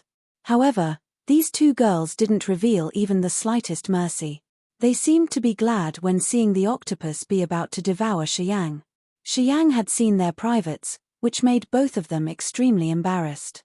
They resented not killing Xiang earlier as only his death could help them forget this shame and consider that it had never happened before. Although his body was being dragged along, Xiang still raised his head, sharply looking at the 2 girls, realizing the evil feeling in their eyes. He sneered inside his heart. When he was about 10 meters away from the octopus, His eyes chilled up while he started to trigger his hidden strength. Chapter 371, Bursting Attack. Chapter 371, Bursting Attack. His mind was slightly triggered as 720 acupuncture points in his body suddenly became tense while raging negative force abruptly flowed out from his acupuncture points. The first sky of rampage. Feeling the horrendous negative power overflowing, Xiang's body muscles suddenly became taut. A tremendous strength spewed out from his shaking muscle fibers. In just a blink, Xiang's force had soared several times. The inky black tentacles daringly rushed toward him, entangled him, and pulled him straight to that weird octopus's huge, dark mouth with skyrocketing force. However, his sinking body suddenly stopped at the bottom of the lake. No matter how much strength that octopus was using, Xiang was like a 10,000-year stagnant rock under the water, impossible to move. In Xiang's cold eyes, a ferocious beam of light zoomed over right on the octopus' enormous mouth. He slowly concentrated his mighty power inside his body, not taking actions hastily, only staring at the octopus's huge mouth. It looked like he was hesitating. Tenjong above his head, a trace of surprise appeared in Aya's and Sai's eyes. They looked at Xiang full of suspicion, not knowing why his sinking body had suddenly stopped. They both had the Sky Realm cultivation base, and their full powers were considered to be equivalent to that of the octopus. Meanwhile, Xiang only had the second sky of Nirvana realm. How could he have such tremendous strength? N'Ha and Si blankly looked at Xiang, who was now motionless near the octopus's mouth. Their faces were filled with shock and doubt. The two of them would never believe that Xiang, who was only in the second sky of Nirvana realm, could have the strength that was comparable to theirs. While the two girls were still puzzled, his body slowly sank again. Fear in their eyes seemed to fade away. They secretly let out a sigh of relief and felt that Xiang's earlier abnormality might be just because of the octopus's adjustment. After it had adjusted, everything returned to normal. The octopus was indeed adjusting itself. This monster was surprisingly wise. Every one of its tentacles was very abnormally sensitive. As soon as Xiang's hidden strength had burst out, it immediately felt the aggressive power from Xiang's body. This vigorous strength of his clearly surpassed those of Rya and Ce. Hence, as the octopus could feel something wrong, it then concentrated more of its power on Xiang's body to reinforce the power of its tentacles and bind Xiang more tightly in order to strangle him to death first. Originally, the octopus had wanted to increase its power on Rya and Ce, but it then retrieved that part of its power back and transferred it along those black tentacles all the way to Xiang. Xiang was immediately aware of the entanglement of those tentacles all over his body. With his unchanged face, Xiang sneered coldly and calculated a plan. Not only did he not struggle tenaciously, but he also suspended a burst of his strength. Under the pull of those tentacles, his body slowly sank to the octopus's mouth. At this time, he couldn't help but look at Rya and Ce above his head, seeing them let out a sigh of relief. They want me to die. The resentment in his heart got deeper as he was calculating discreetly. The distance from the octopus' huge, gloomy mouth was getting closer and closer. The two girls Rya and Ce seemed to relax a little bit when seeing the octopus about to swallow him into its belly. The beauty of their privates couldn't escape Xiang's sharp eyes. There were not any secret places on their bodies that Xiang didn't know. Everything had been revealed in front of his eyes. As for Rya and Ce, the fact that a stranger had seen their graceful bodies was unacceptable. Even if the octopus couldn't kill Xiang, they would keep the idea of killing him and destroy him afterward. Otherwise, Xiang's existence would be a knot that never dissolved in their hearts that could probably affect their state of mind in the future as well as their realm breakthroughs. The two girls happily watched Xiang's imminent death and secretly planned that when the octopus was busy devouring Xiang, they would take this chance to escape the lake. With that thought, Rya and Ce paid more attention to Xiang's every move. Their beautiful eyes were glued to Xiang's body without a blink, watching him moving closer to the octopus's huge mouth and quietly waiting for their opportunity. Xiang's eyes were as cold as ice, the corner of his mouth curved up, displaying his ruthlessness. He stopped looking at Rya and C above his head but stared at the octopus's enormous mouth, which was coming closer and closer. He could even smell the stink from its mouth. Fierce sword-like fangs flashed up with terrifying, chilling lights. Those fangs contained poison, and the stench from the octopus's mouth, which also had powerful toxins, violently struck his nostrils. Ordinary people, once they fell into that mouth, would be paralyzed by the toxins and become flabby. Then, the octopus would take the opportunity to crush and devour them. Xiang sneered coldly inside his heart while looking at that huge mouth and was secretly on alert and well prepared. When he was around 5 meters away, the octopus's mouth opened, showing dense fangs that looked like 2 rows of wind blades, waiting for him to enter. Xiang was still resisting the tentacles with all of his strength. However, his body suddenly loosened. Xiang's resistance abruptly disappeared. Thus, under the tentacle's aggressive pull, his body darted out like an arrow and instantly went into its giant mouth. The octopus's tentacles wrapping around Xiang instantly let go right at the moment he fell into the stinky mouth. At the same time, the octopus immediately closed his mouth, ready to push the venom into Xiang and chew him. Aya's and Sai's countenance enlightened when the giant mouth of the octopus closed. They started to put forth their strength and use all of their techniques as well as secret treasures to get out of the tentacles. Many beams of lights bloomed out from the 2 girls' graceful bodies and instantly cut off those tentacles, which were aggressively wrapping around them. However, more and more tentacles quickly flew over from below and bound the 2 of them again. Rya and C gritted their teeth, urging all kinds of techniques and Upanishads to the most, while strange lights continuously flashed up around them. A terrifying bunch of lights flew next to the 2 girls' white bodies, continually resisting the octopus's tentacles. Their strength had been drained. Xiang was inside the huge mouth of the octopus, feeling the stench right up his nose. The viscid venom dripped down from the roof of the mouth, watering his entire body. He released the star shield. Inside that giant mouth, starlight dazzlingly sparked and was as thin as a mite's wing. The starlight kept flickering non-stop, giving people an unpredictable kind of a mystery, as if heaven and earth were hidden in those flashing star points of light. In the lake, when the octopus's big, black tentacles had been wrapping around him, which were an aggressive, mighty pulling force and filled with demonic power, it affected his ability to run his full strength. It was precisely because of this, he, together with Rya and Ce, could not display a defensive shield of light similar to this star shield. When he fell into the octopus's giant mouth, the tentacles were immediately retracted. At the same time, he instantly opened the star shield which he had prepared earlier, protecting his whole body before more of its venom covered his body. As soon as the star shield had formed, Xiang slightly relaxed a little bit as he watched the starlight sizzle when the venom fell on it, releasing a thin mist of smoke. Xiang's face was solemn. The venom inside the octopus's mouth was unexpectedly toxic. Even the essential power of the star shield was dissolving slowly with each drop of venom that dripped down. Before the tentacles let go of him, his body had inevitably been stained with some viscid venom. Inside the star shield, he saw the star shield fuming under the effect of the venom. He then watched the stained venom slowly making his skin decay. Xiang couldn't help but frown. A mist of smoke also rose from the skin that had been exposed to the venom. The octopus's venom was amazingly corrosive and was fighting with his 2 great martial spirits. The venom corroded his skin and flesh, making many wounds. The corrosion of the venom was blocked by a peculiar power inside his muscle fibers. After a short while, the venom disappeared without a trace. Actually, his muscle fibers had infiltrated the venom and dissolved all of it.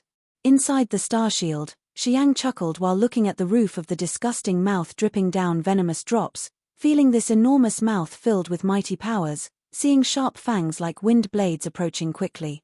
His peculiar strength flowed out, and his body trembled slightly. Xiang finally took action.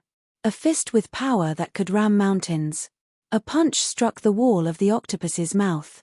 His strike had caused a huge blood hole on the thick, dark red wall of the monster's mouth. The octopus screamed out loud. In pain, a bright red tongue-like foreign body suddenly flew out and stormed toward him. Xiang's face remained unchanged. He put all of his power to take action. He didn't perform any techniques, but just relied on the mighty power of his body bombarding all sides of its mouth. Torrential energy like a mountain avalanche burst out from Xiang's muscle fibers, and he was extremely excited. His body had enough powers to kill everything. Inside the octopus's mouth, he continually shot out horrendous strength from his body. Rya and Ce were fighting with the tentacles with their full powers and suddenly felt that the pressure was loosened. They didn't know why those tentacles strangely twisted, shook off and stopped wrapping around them. They were stunned as they subconsciously looked at the octopus, which was now crazily dancing and shaking on the bottom of the lake. Its tentacles were flying around while its giant body was moving wildly. It seemed to be getting torn apart from inside by some violent power. The two girls' eyes and mouths were wide open. Chapter 372, Occupying the Beauty. Chapter 372, Occupying the Beauty. Even if Rya and Ce were idiots, both of them were sure that the octopus's abnormality had something to do with Xiang. They just didn't know why Xiang hadn't been killed yet, but on the contrary, he still had the strength to make the octopus resist strenuously while he was only in the second sky of Nirvana realm. Moreover, he was kept inside the octopus's toxic mouth. Rya and Ce couldn't figure it out. In these two girls' eyes, Xiang was only an ordinary Nirvana realm warrior and came from the Endless Sea, a barbarian land. What ability did this kind of warrior have to be able to make the thousand-hand ink octopus not able to fight back? Ce and Rya both knew that this thousand-hand ink octopus was a 7th-level beast, living in the water with tremendous strength. The corrosive power of venom from its fangs was terrifying. Moreover, thousand-hand ink octopus's tentacles all connected to its monstrous original power, and thus, once someone got entangled by those tentacles, one's defensive force was hardly performed. The thousand-hand ink octopus's killing method was to use its tentacles to wrap the opponent's body first, then pull the victim toward its huge mouth. Once the venom from its mouth touched the warrior, he would immediately weaken, and his skin and flesh would quickly be corroded. When the warrior's body was rotten and exhausted, the octopus just needed to use its fangs to tear it apart. None of the warriors in this situation could withstand it, and they soon became a blood clot and were swallowed down into its abdomen. Ce and Rya also wondered about their cultivation base level. Once falling into that octopus's mouth, if they weren't able to activate their defense light shield either, and thus, they would be rotted by the stinky venom and torn down into pieces. That was why they had to struggle harder and emit their full power to resist the pulling force of the thousand-hand ink octopus. They didn't dare to let themselves fall into that huge mouth. Therefore, when Xiang had fallen into the toxic mouth of the thousand-hand ink octopus, they had been certain that he would have died and that there was no chance for him to escape death. However, at this moment, the octopus was dancing crazily, which was obviously a masterpiece by Xiang. Xiang apparently wasn't dead, but instead, he was continuously taking action inside the thousand-hand ink octopus's mouth, making it endure pain. Rya and Ce, on one hand, were struggling to get rid of the tentacles wrapping them. On the other hand, they looked down with surprise while their hearts were full of doubt, as they suddenly felt that this guy Xiang seemed to be a little bit unusual. However, at this time, horrifying demonic power abruptly flowed out from the thousand-hand ink octopus's tentacles. It was aggressively moving its body as if its countless crazy counterattacks were finally coming. Rya and Ce understood this thousand-hand ink octopus's habits as well as its attacking method. They knew that when thousand-hand ink octopus was about to die, its demonic power would burst out through its tentacles, ruthlessly entangling creatures to death. After having used a big amount of demonic power, thousand-hand ink octopus was greatly exhausted. If it weren't this critical, dangerous time, thousand-hand ink octopus would not have done so. Ce and Rya wore a frightened look, feeling the force of the tentacles around them. Their countenance finally changed. They forcefully struggled, using all of their techniques and secret treasures to cut off those tentacles that were wrapping around their soft, snow-white bodies. Rya was even better. Besides her exquisite cultivation base, her storage ring suddenly flashed up with a strange beam of light. Countless ice-like white light bloomed out densely. At the same time, she immediately cast out broken blades. Each pointed blade appeared sparklingly, then cut off more than half of the black tentacles and also condensed her body strength to prepare in case of this octopus's sneaky attacks. Sea also knew that the thousand-hand ink octopus's attack this time would be extremely sharp. She knew that it was impossible to cut off a majority of the tentacles in such a short time. Boom, boom, boom. The tremendous power like a mountain avalanche broke out from the two girls' bodies. The tentacles that were wrapping around them burst out all of a sudden. Torrential demonic power crazily stormed toward their graceful bodies, seemingly wanting to destroy their defensive forces. Sutsw. Roya and Ce spurted out a mouthful of blood simultaneously. The light in their eyes dimmed. Their snow-white bodies were stained blood that burst out from the thousand-hand ink octopus's tentacles. Roya spewed out a mouthful of blood and instantly saw other tentacles spreading over from the bottom, twisting, and once again wrapping her up. This thousand-hand ink octopus apparently hadn't given up yet. It was about to destroy all the creatures in the water. Her face changed again and again. She fearfully looked at the crazy octopus and without overthinking, put forth all of her strength to fly up to the surface of the lake like a beam of light piercing through layer upon layer of the lake illusion, quickly getting out of this peculiar lake. Ce also spurted out a mouthful of blood while her power, as well as her profound chi, seemed to be reacting a little chaotically. Before she could organize her forces, the thousand-hand ink octopus's tentacles had already spread toward her body again. It didn't let her flee, and once again bound her snow-white body. Another intimidating demonic power burst out. The thousand-hand ink octopus's tentacles on her body blasted. Raging demonic power rushed forward, destroying her defensive forces, instantly making her unconscious. Ce's soft, white body was drifting in the water, slowly sinking, no longer able to fight against the thousand-hand ink octopus's tentacles. At this moment, thousand-hand ink octopus was growling and screeching crazily in the lake. Sharp, weird sounds came up and spread in the water. The lake suddenly boiled up with huge bubbles. That thousand-hand ink octopus wiggled its body even more crazily but quickly weakened. Many blood holes suddenly appeared in its strange head. When those blood holes broke, the water instantly poured in and filled its brain. The thousand-hand ink octopus was gradually exhausted, although it still wanted to gather its strength. Its black tentacles hovered around without any power. Xiang was in the thousand-hand ink octopus's brain, continually releasing his violent body strength.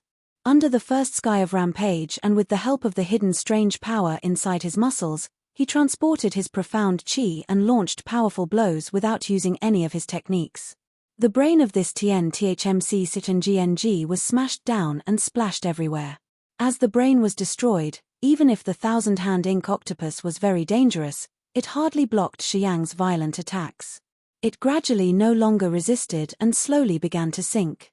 Inside the crushed brain, Xiang continued destroying everything wantonly like a brutal beast. His hands and feet stirred up this brain with immense force. A fist-sized demon crystal gradually emerged at a corner of that crumbled brain, flashing up with strange black lights. Xiang burst into laughter. One of his hands clenched the demon crystal tightly while he was activating the negative forces which were used for the Death Seal's condensation to take out the demon crystal from the site. A destructive power was launched, and the octopus's life was completely ended by his strike. It no longer had taken a breath, and thus the sinking speed quickened. Like a sharp sword, Xiang flew out from a blood hole on the thousand-hand ink octopus's head and reappeared on the bottom of the lake, feeling very happy and satisfied as he had reaped a large harvest. A 7th-level demon crystal was extremely precious in the dark magnetic noxious mist. With this demon crystal, even if his profound chi had been consumed entirely, he could completely restore it. After the demon crystal fell into the storage ring, Xiang quietly suspended in the water, watching that thousand-hand ink octopus slowly sink to the bottom of the lake with a cheerful face. A slender, snow-white body suddenly appeared in front of his eyes. He raised his head up and realized that Ce was totally naked with a pale face and was gradually sinking to the bottom of the lake. Xiang stared at Ce with a cold face, revealed a chilling sneer at the corner of his mouth and quickly zoomed over to her like a fish. Looking at her graceful body, her firm, big breasts, her small, boneless waist, her plump thighs and long limbs, Xiang chuckled slightly. He then moved forward, stretched his arms out grabbing her, feeling the warmth from her body and the chaotic forces inside it. After a quick check, he knew that Xi was just unconscious temporarily. A long while later, when her strength was restored, she would wake up again. Holding her breathtaking body, Xiang sneered while one of his hands bluntly moved around on her soft, white body.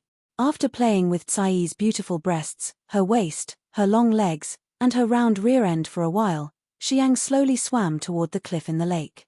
After having dug out a cave quite easily, he held Xi and went inside it. He retrieved the star shield and released the dark shield. The defensive dark shield relied on profound qi instead of the star power. As soon as the dark shield was taken out, the water of the lake was stopped outside the shield, and he and Xi stayed together inside it. Sitting inside the wet cave, Xiang held Xi's mesmerizing, snow-white body on his thighs, looking at her with dazed eyes. His two hands bluntly moved on her body, which drove countless males crazy, felt her smooth, white skin and her big, firm breasts. Although Xiang had some evil intent in his mind, he was not that uncontrollable. On the contrary, he frowned and considered how to handle this beautiful girl. Xiang's big hands moved around while his face became cold, his eyes became chilled. Not long after that, he sneered coldly and was ready to violate her. However, at this moment, strange power ran all over his body. Meanwhile, the purification of the three dead warriors' auras had finally finished in his acupuncture points. The strange power suddenly overflowed like powerful snakes, converging into the profound halo on his abdomen. After an exhausting fight with the thousand-hand ink octopus, Xiang had consumed a large amount of his profound qi. However, during a short time of restoration, under that mysterious, strange power, his profound qi increased slightly. Xiang's body was agitated.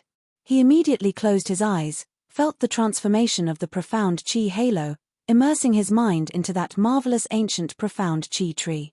At this time, Xi was still unconscious, however, her eyelashes shivered slightly. It seemed she was about to wake up. Chapter 373, Punishment. Chapter 373, Punishment. Mysterious power moved toward and penetrated the ancient profound qi tree, which contained vigorous forces, making it sparkling and crystal clear. Xiang closed his eyes, feeling the changes of the ancient profound qi tree. He was joyful as he knew that with his vigorous profound qi, together with the comprehension of his state of mind, he could break through the third sky of Nirvana realm, making him one step further. Entering the dark magnetic noxious mist this time, his main purpose was to temper himself with the fastest speed to enhance his cultivation base. When he returned to the endless sea later, he would take revenge on the demon tribes and those forces which had wanted to obliterate him. Linda's and Xia Shenchuan's deaths had made him quickly realize that only having a mighty strength could facilitate him in doing whatever he wanted in this world instead of being someone else's stepping stone. The transformation of the profound halo made him very happy as he was one step closer to his goal. At this time, the chaotic power in Xi's body gradually calmed down and regained its normal state. Her eyelashes flickered slightly. She then woke up from being unconscious. As soon as Xi's eyes opened, she saw Xiang's cold face with his eyes closed. Xi subconsciously wanted to shout, but she immediately remembered the incident earlier and thus quickly suppressed her emotions. Instead, she stayed calm and considered the situation.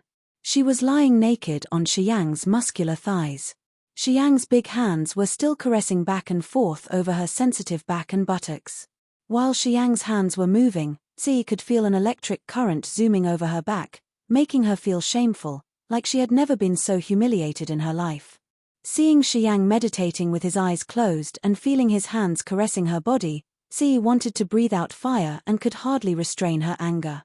Thus, she secretly gathered her power. Then suddenly her jade-like pair of arms went straight for Xiang's chest. Disintegration variation. Xi let out a shout. The halos with yellow and red colors flowed out from the center of her palms. The two strange lights burst out, forming a robust power that darted straight to Xiang's chest. His powerful strength burst out from his chest. Hundreds of different red and yellow lights instantly penetrated Xiang's chest as if they wanted to tear his lungs and heart apart. Boom! An explosive sound came up. Xiang's back hit the hard stone wall with a thud, making rubble fall everywhere. This incident caused the stone cave to burst open. A block of stone from above his head fell hard. Xi took this chance to take action like a female beast with resentful eyes. Many rings from her snow-white arm flew out instantly. She looked like she wanted to annihilate him for good. While experiencing and observing the mutation of the ancient profound Qi tree, Xiang was suddenly ambushed by Xi, which caused pain on his chest. The strange power inside the muscle fibers on his chest thus burst out, and his petrifaction martial spirit reached its supreme. At the moment when Xi launched her violent attack, Xiang's skin became purple, and his extremely strong defensive force had blocked her strike. Hundreds of yellow and red powers flowed into Xiang's chest and were instantly entangled by the mysterious power in his muscle fibers. Those yellow and red powers could not penetrate the strong muscles on his chest to crush his heart and lungs. Xiang's body shook violently. He suddenly woke up and threw a cold glance at Xi. He suddenly sneered and didn't care about Xi's next attack. Instead, he urged the electric shift and fiercely jumped on Xi's body. Boom! Xi stood up and swung her snow-white arm, and the rings on her arm strongly clinked together. Before she could launch her next attack, Xiang had already knocked her out to the lake. Xiang sneered with a cold face as he rushed out and moved next to Xi, who had just fallen into the water. He stretched his left hand, grabbing her snow-white neck while the other hand held her body and then brought her back into the stone cave. Xiang's counterattack was exceptionally ferocious.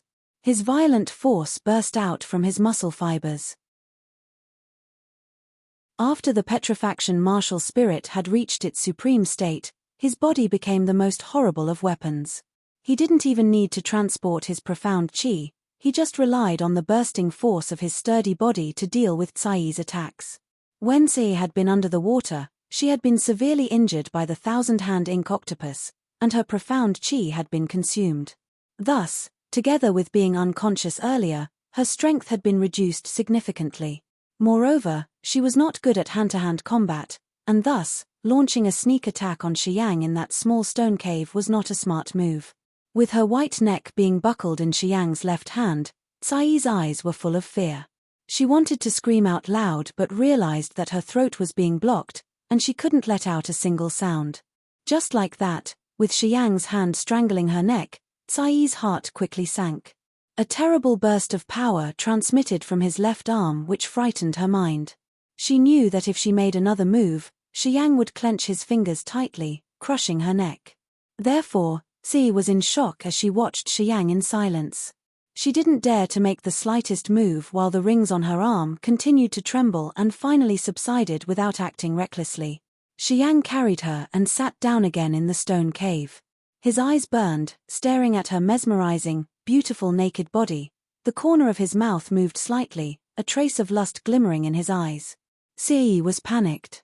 Her beautiful eyes looked at Xiang sharply as she didn't know what he wanted to do. Xiang didn't say a word. His hand held her neck, carrying her up into the air. He coldly looked at her and considered thoughtfully.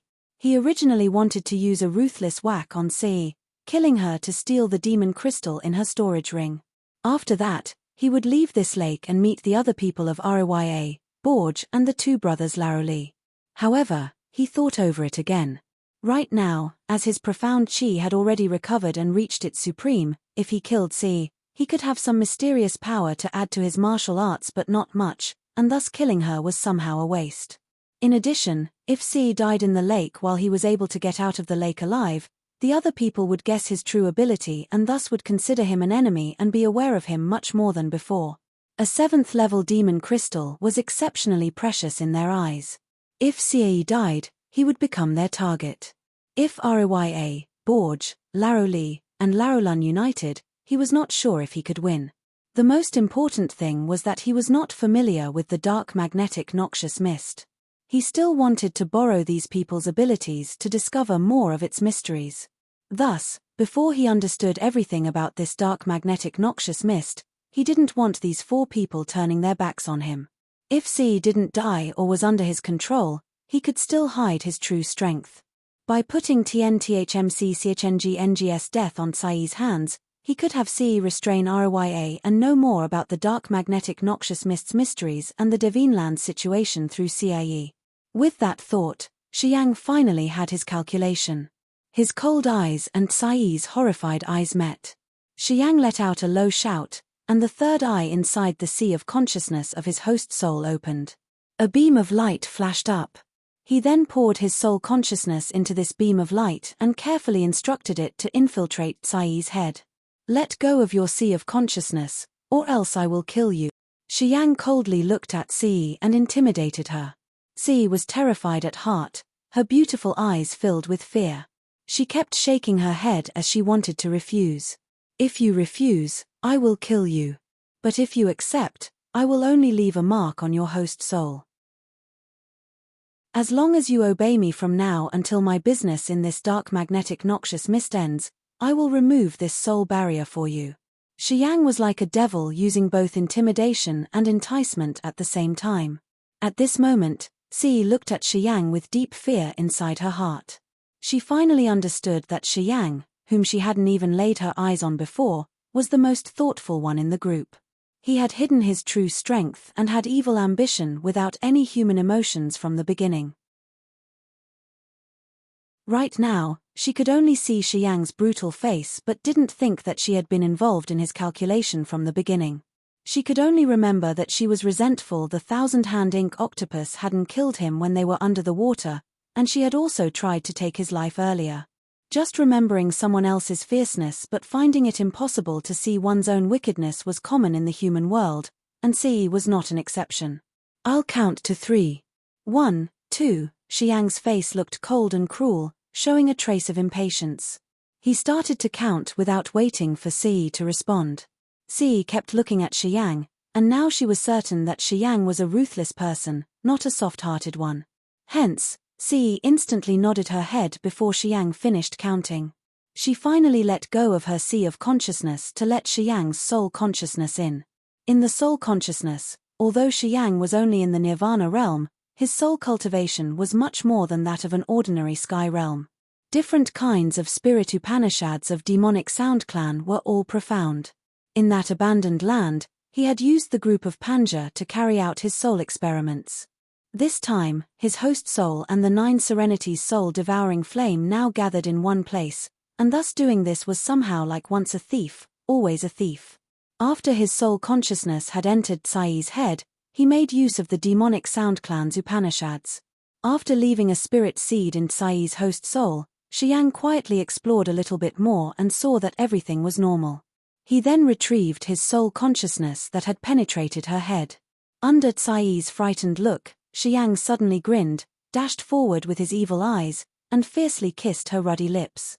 Whining. Cai's beautiful eyes glinted with a trace of shame.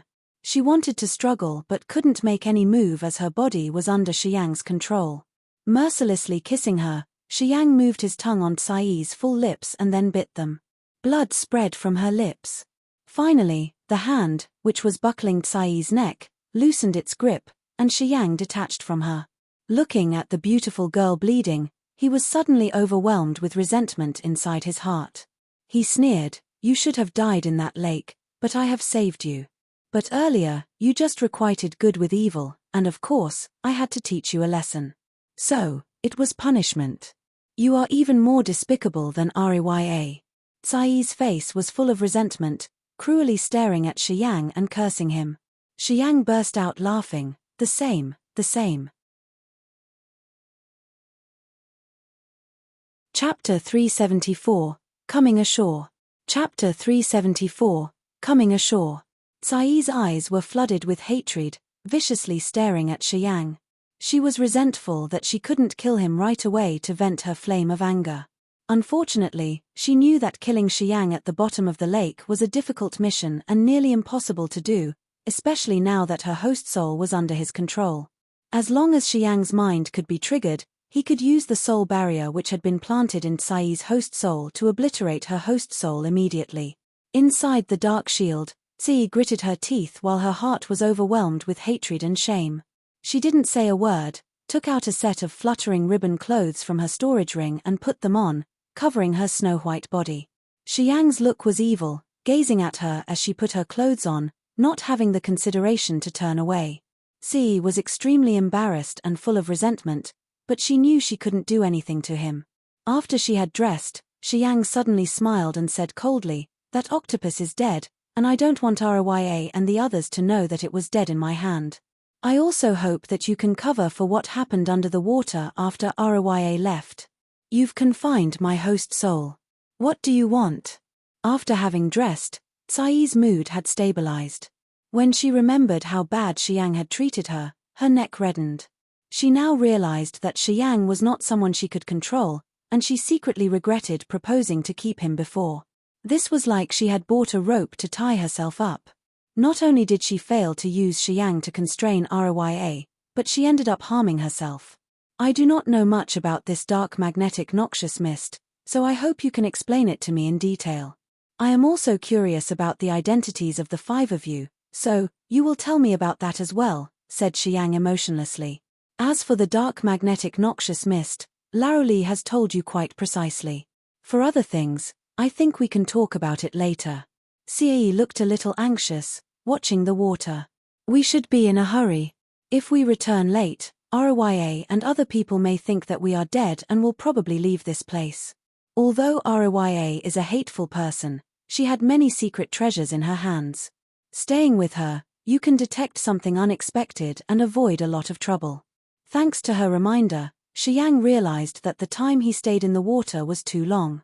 He thought a little bit and then nodded. Anyway, you should remember that I have planted a soul barrier in your host soul. If you dare to have any wicked intentions, don't blame me for being merciless. Tsai's face lost its color. She gritted her teeth, nodded, and secretly cursed Xiang for being a shameless brat. Xiang looked at her with a faint smile. He knew that Xi hated him a lot, but he didn't really care about it. At least before the soul barrier inside Tsai's host soul is lifted, he wouldn't need to be worried. Did you kill the 1,000-hand ink octopus? Xi looked at the lake outside the stone cave, thought for a while and then asked him. Xiang rubbed his chin and nodded. Xi knitted her eyebrows and then flew out of the stone cave, sinking toward the bottom of the lake to find the 1,000-hand ink octopus's dead body. Xiang didn't know what she wanted to do and thus followed her flying out of the cave with suspicion. He suspended in the water, frowning and looking at her. Xi dove all the way to the bottom of the lake. When she reached the bottom, her delicate body gracefully moved like a rainbow toward the 1,000-hand ink octopus's dead body. She took out a splendid, radiant dagger and dug out the octopus's eyes. Not long after that, Xi flew up next to Xiang, holding the octopus's eyeballs in her hands and then said to Xiang, "This 7th level the 1,000-hand ink octopus's eyeballs can form a fantasy. We couldn't see the real scene under the water before due to the effect of these eyeballs. You have got the demon crystal, so these eyeballs belong to me. Are you okay with this? You just take them," nodded Xiang. Xie immediately put the octopus's eyeballs away. She contemplated for a while before aggressively looking at Xiang. "I hope you will keep the secret about the incident that happened in the water. I don't want anyone to know about this no matter what.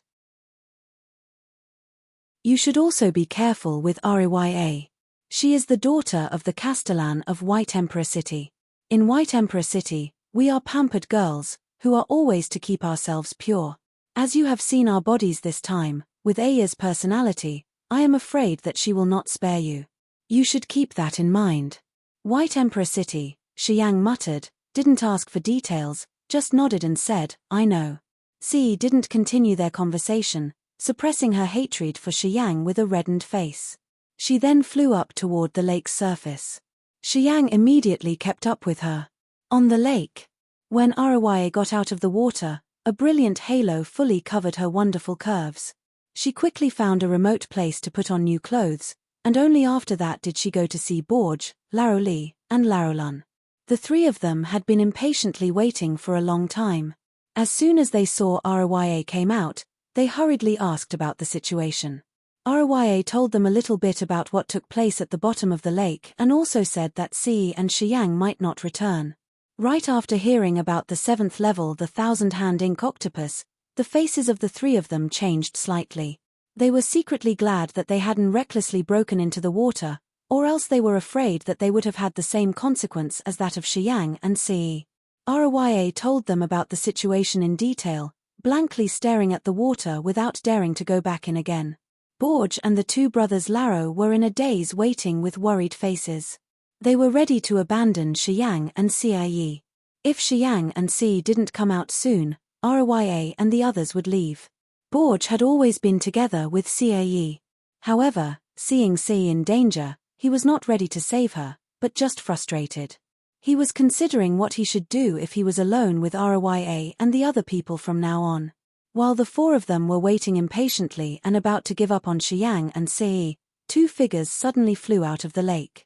They were Shiyang and Cie. Borge was overjoyed and quickly shouted, "Sister, are you all right?"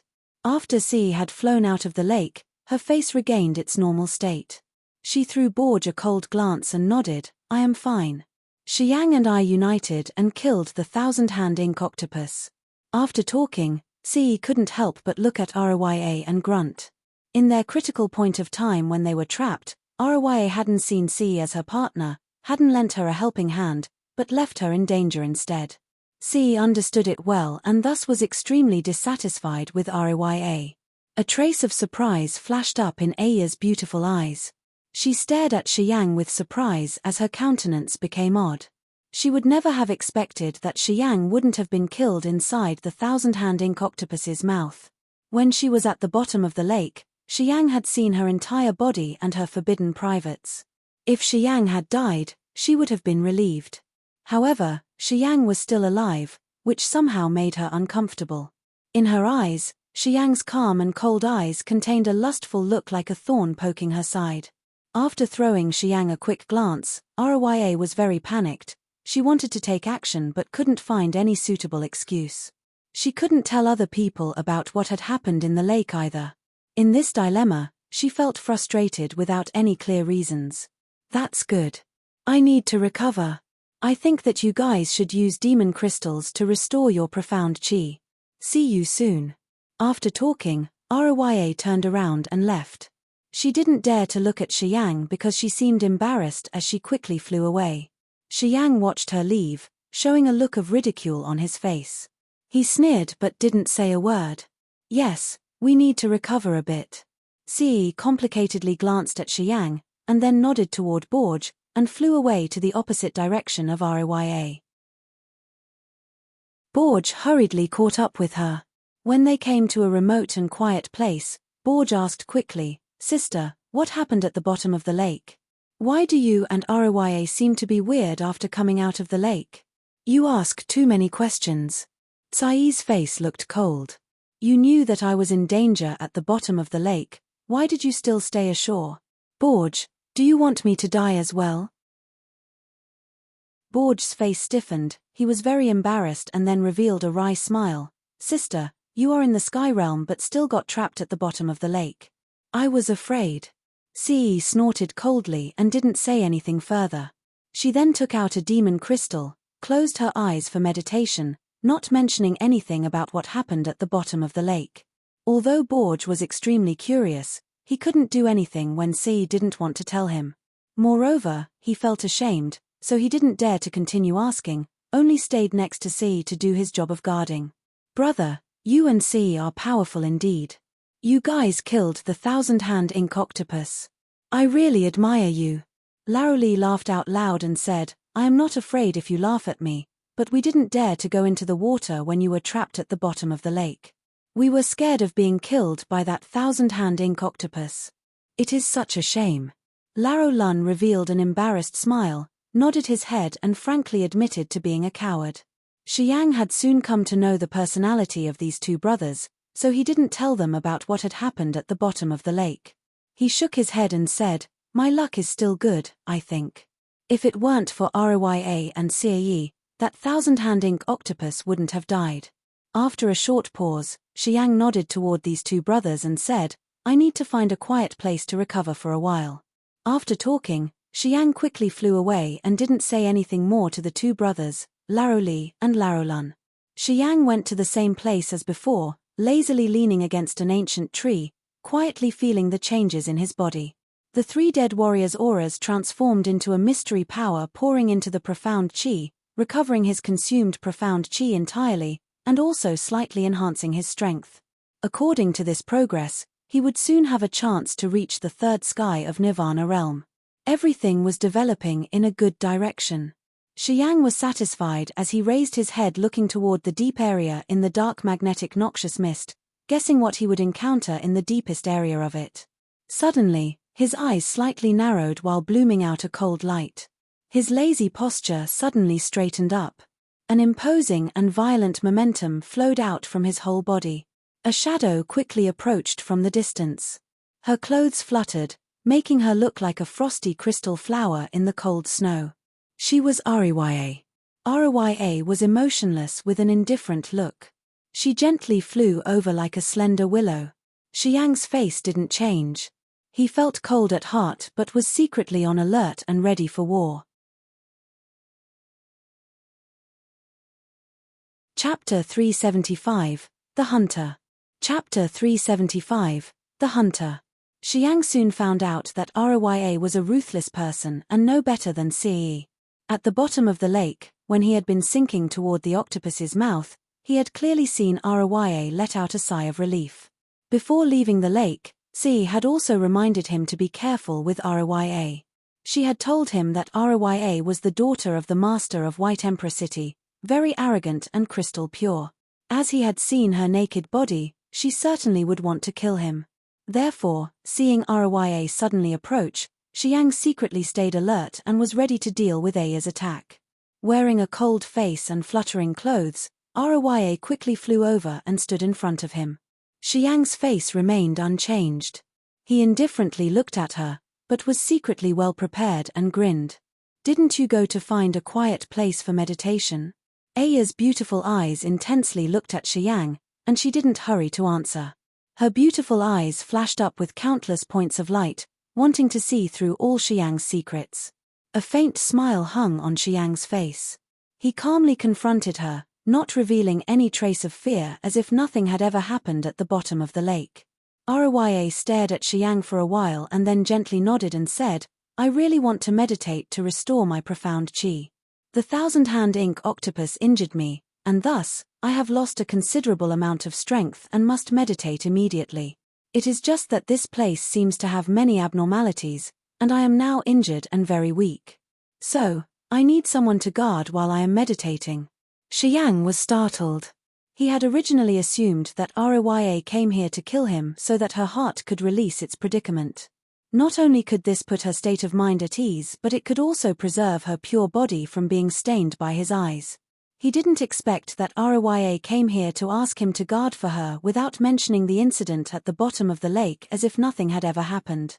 Although he was suspicious, he didn't reveal it. He just nodded and said, "Okay." Rya didn't say a word as she sat down in front of Xiang. The storage ring on her finger flashed up. Sparkling demon crystals emerged one by one in her jade-like palm. These demon crystals were different in size, and there were total 10 pieces which contained the power that could be absorbed directly. It should be Aya's entire gains during her time here. Her hands held a piece of demon crystal. She seemed to be sure to take that one to restore her profound chi, but then she suddenly looked hesitant. Xiang bewilderedly looked at those sparkling demon crystal in shock as he didn't expect that Rya could have harvested so many. With as many demon crystals gathered in the same place, any warrior in this dark magnetic noxious mist would probably be greedy and rob her of these precious crystals.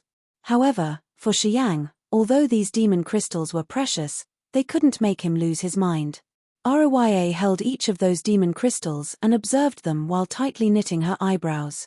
Not long after that, she picked a red diamond-shaped demon crystal and put the rest back inside her storage ring. She then told Xiang, "I am severely injured now. Don't let anyone come close. Otherwise, if I encounter a sneak attack during my meditation, I will not be able to bear it." Xiang's face slightly changed.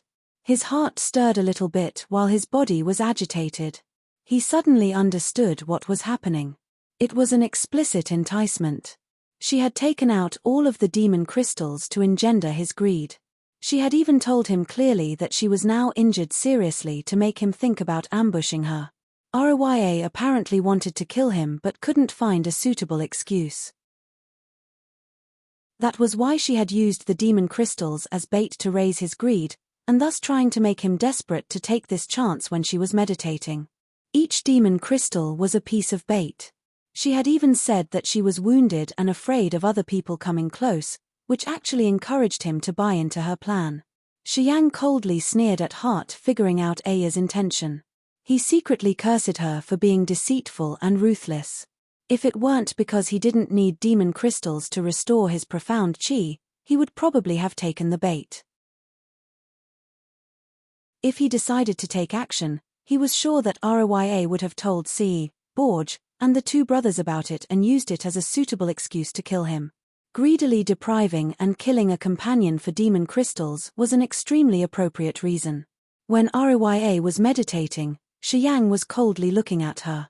He was struggling inside his heart while his eyes kept changing.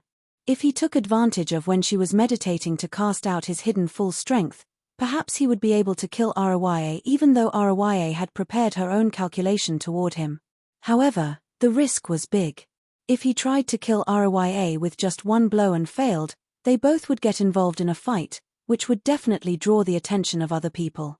When those people rushed over, he would hardly succeed. Once Rya successfully avoided his single strike and was still alive, it would not be easy to try and kill her a second time. While he was quietly considering his gains and losses, Xiang's eyes kept changing unpredictably. He finally decided to give up. He wanted to keep things going on to see if she had any other tricks up her sleeve.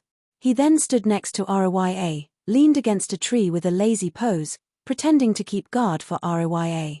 A long while later, with his sole consciousness, Xiang suddenly realized that something wasn't quite right with Ce. On the other side, Ce secretly wanted to look at the soul barrier in her host soul, but her body then suddenly shook, her face turned pale, holding her head miserably. Sister. Borg was panicked. He even assumed that Ce had fallen into a possessed by the devil state and hastily cried, "How are you? Are you okay? How can I help you? Damn bastard." Ce secretly cursed Xiang in her heart, holding her head as she whined in pain for a while. Her beautiful face was full of resentment while her body gradually stopped trembling. She knew that it was Xiang teaching her a lesson, but he hadn't really hit her soul yet. Otherwise, with this soul barrier, she would not be able to bear even one single blow. "I am all right. There was something wrong with my power, but it is fine again." Ce barely sat straight, didn't dare to continue to peep at the soul barrier. She then used a demon crystal again to restore her profound chi. Not far away, Xiang revealed a cold smile, raised his head and glanced at Ce. After a long while, Rya slowly opened her eyes. The power of the demon crystal in her hand had been absorbed entirely, and it became an ordinary stone. She was a little disappointed, looking at Xiang, as she silently stood up and said, "I am done. Let's go find Ce and the others." Xiang nodded but coldly sneered in his heart and kept silent. He clearly saw a trace of disappointment flash up in NH's eyes. Through those eyes, he figured out that Rya didn't have a good intention indeed. She had still stayed alert while meditating. If he had a go at her, Rya would obviously release a full power strike to kill him. Women's hearts are the most ruthless. Xiang secretly scolded her, following Rya while his eyes were stuck on her moving button back with an unpredictable look. Rya suddenly turned around, her eyes showed her coldness. Xiang was startled. His profound chi started to churn up, and a frenzy of power couldn't help but burst out from his body. Rya looked at him fiercely and said coldly, "You should keep your eyes clean." After saying this, she turned back and continued to fly up.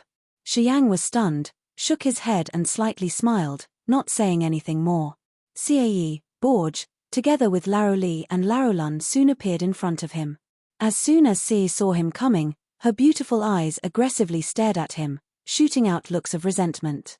Shrugging his shoulders, Xiang revealed a faint smile, pretending that there was nothing to talk about.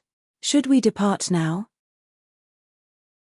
Si knew that she had the lower hand and tried to restrain her anger. She stopped looking at Xiang and then spoke to Rya, "Let's go." Rya nodded, looked at the other 4 people Borg and said, "Follow me." After taking out the compass to identify the direction, Rya led ahead like before, and continued to go to the deepest place of the dark magnetic noxious mist. A long period had passed. They kept following Rya, going deeper inside the dark magnetic noxious mist. Every time Rya detected something abnormal, she would instantly let Xiang step forward to take the risk, waiting for Xiang to be dead in the demon beasts' mouths or be killed by other warriors. Xiang let her down every time. In all kinds of dangers, he could always turn danger to safety, which he made look like it was because of his great luck and nothing to do with his strength. During this time, Xiang and the other 5 people had encountered several flocks of beasts and had harvested some demon crystals through killing them. They had also met other teams of warriors, and both sides had started fighting. In the dark magnetic noxious mist, there were no rules at all. Those who were powerful could always plunder demon crystals from the weak. Every time they saw other groups of warriors, the people of Aya's and Tai-Ys group instantly jumped in to kill them without saying a word. They were even more ruthless than the beasts. Xiang had still been preserving his strength. His demand of demon crystal was not much. Every time they encountered beasts, he didn't wholeheartedly take action or fight with Aya's group for demon crystals. When confronting warriors, he didn't make it look very strenuous either, didn't seem to have interest for the storage rings on those warriors' body. He let Rya and Si take the trophies. He didn't seem to be greedy as he just stood and watched the scene. However, by absorbing the auras of those dead warriors, Xiang could always refill his profound chi to the max as if he just began, which also helped him progress in breaking through the 3rd sky of Nirvana realm. However, many times after that, the mysterious power didn't flow to the profound chi halo anymore but burst into the star martial spirits instead. This made Xiang realize that the profound chi halo in his body was mighty enough. If he wanted to make progress, it probably would require him to reach the 3rd sky of Nirvana realm. Therefore, he quietly paid attention, considering breaking through the new realm was his main purpose. One day, the group of 6 people, including Xiang, was temporarily resting on a suspended bare hill in the dark magnetic noxious mist. Suddenly, ear-piercing sounds came up from around the hill. Warriors in gold costumes instantly appeared, grinned, and rushed over to the 6 of them. Along the way there, other warriors had become the prey of Aya's and Si's group. However, right now, seeing those warriors in gold costumes, the faces of Rya and others immediately changed as if they were confronted with a pandemic. They quickly got up. Xiang frowned as he looked around. His heart felt chilled just after a quick glance as he was afraid that they would become someone else's prey this time. Chapter 376, Filled with Golden Silk Threads. Chapter 376, Filled with Golden Silk Threads. There were 8 warriors surrounding them. All of them were wearing gold costumes with a pattern of a palace afloat the golden clouds, which was embroidered on their chest in golden threads. The 8 warriors were all outstanding youths, only around 20 or 30 years old. 3 of them were in the sky realm, the rest were in the 2nd or 3rd sky of Nirvana realm. The leader of these 8 warriors had short, silver hair, each strand of which stood straight up. He looked full of vitality. As soon as this person arrived, he burst into laughter which was echoing and ear-piercing.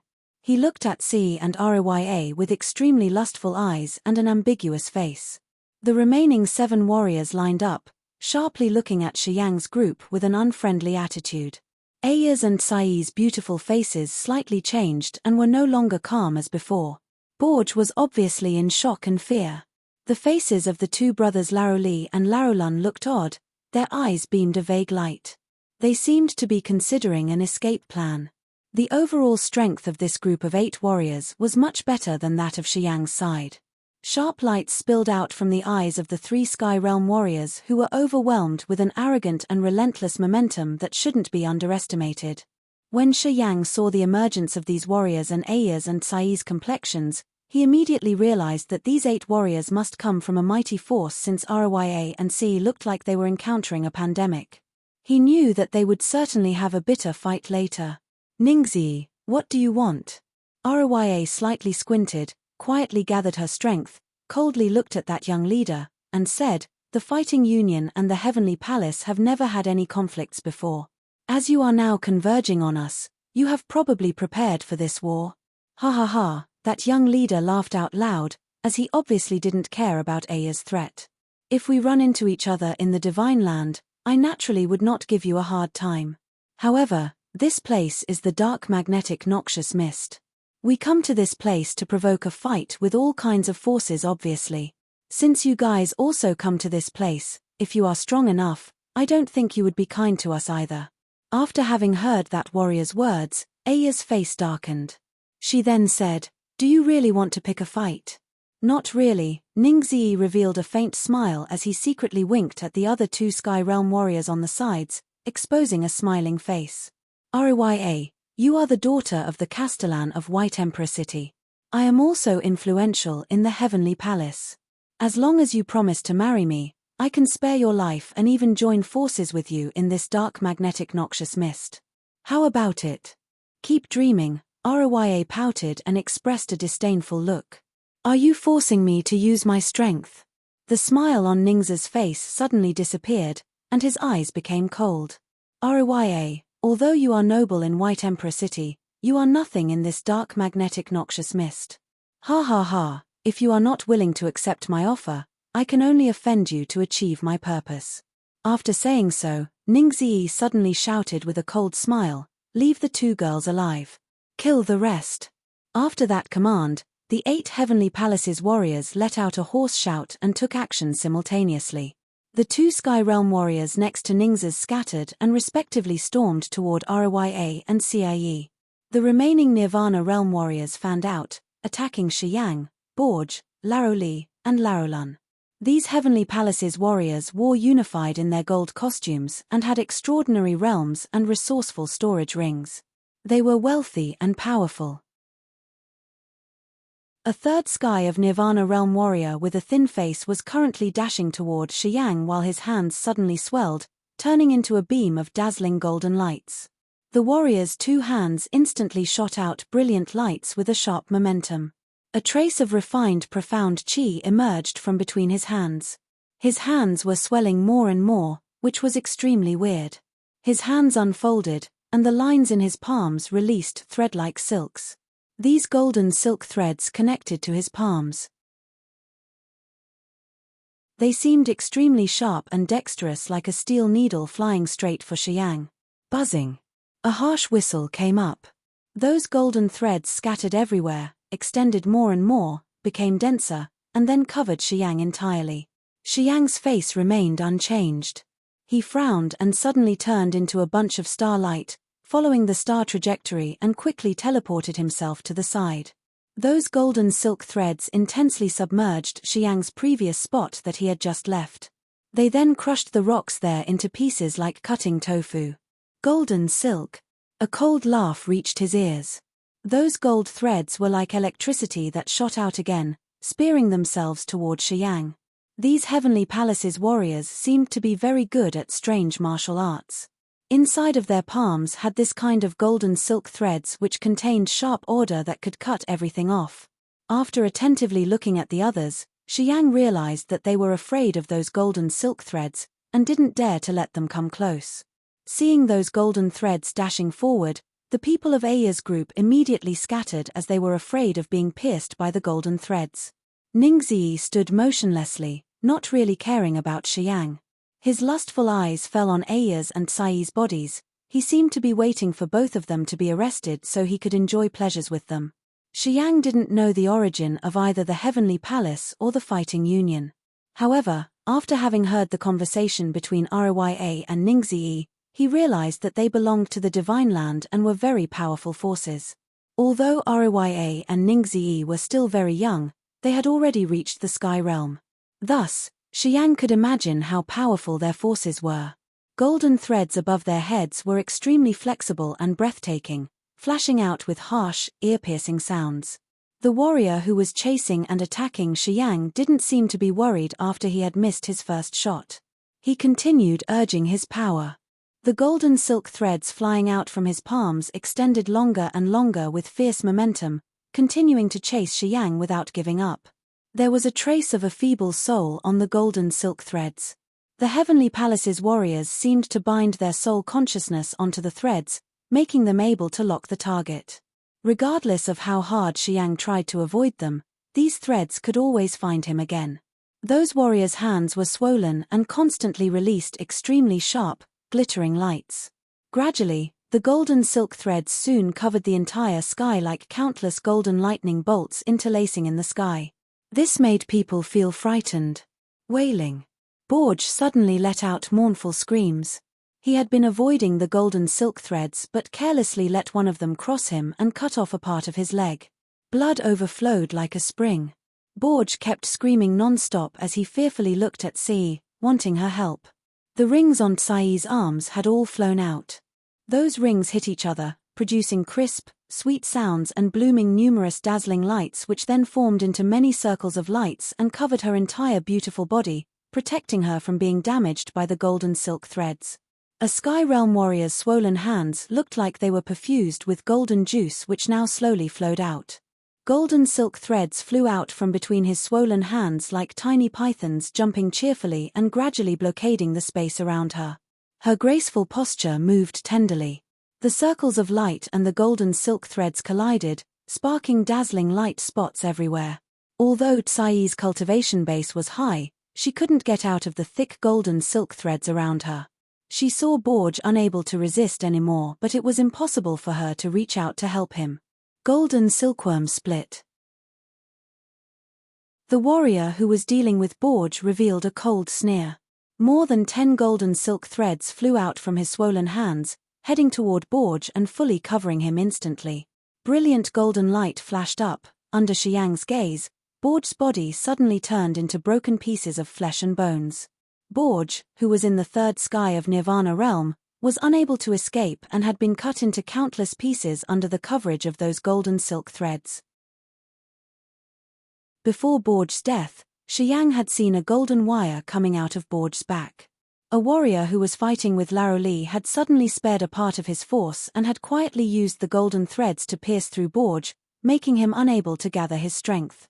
The magical golden silk was the unique martial arts that only the Heavenly Palace's warriors had. If they wanted to cultivate it successfully, they needed to collect the silks taken from the myriad devouring golden silkworm in a secret place of the Divine Land and then cultivate and absorb it into their bodies. Each warrior who practiced this secret magical technique all golden-style martial spirit. They then used this martial spirit and their profound chi to nourish this golden silk, blending their blood, soul consciousness, and profound chi into golden silk. After many years of arduous pilgrimages, the golden silk that was cultivated and absorbed into the warriors' bodies not only possessed the special features of the myriad devouring golden silkworm but could also connect with their minds and stay under their control. Cultivating this secret gold silk was extremely dangerous for the Heavenly Palace's warriors. Their bodies could instantly be divided if they were careless.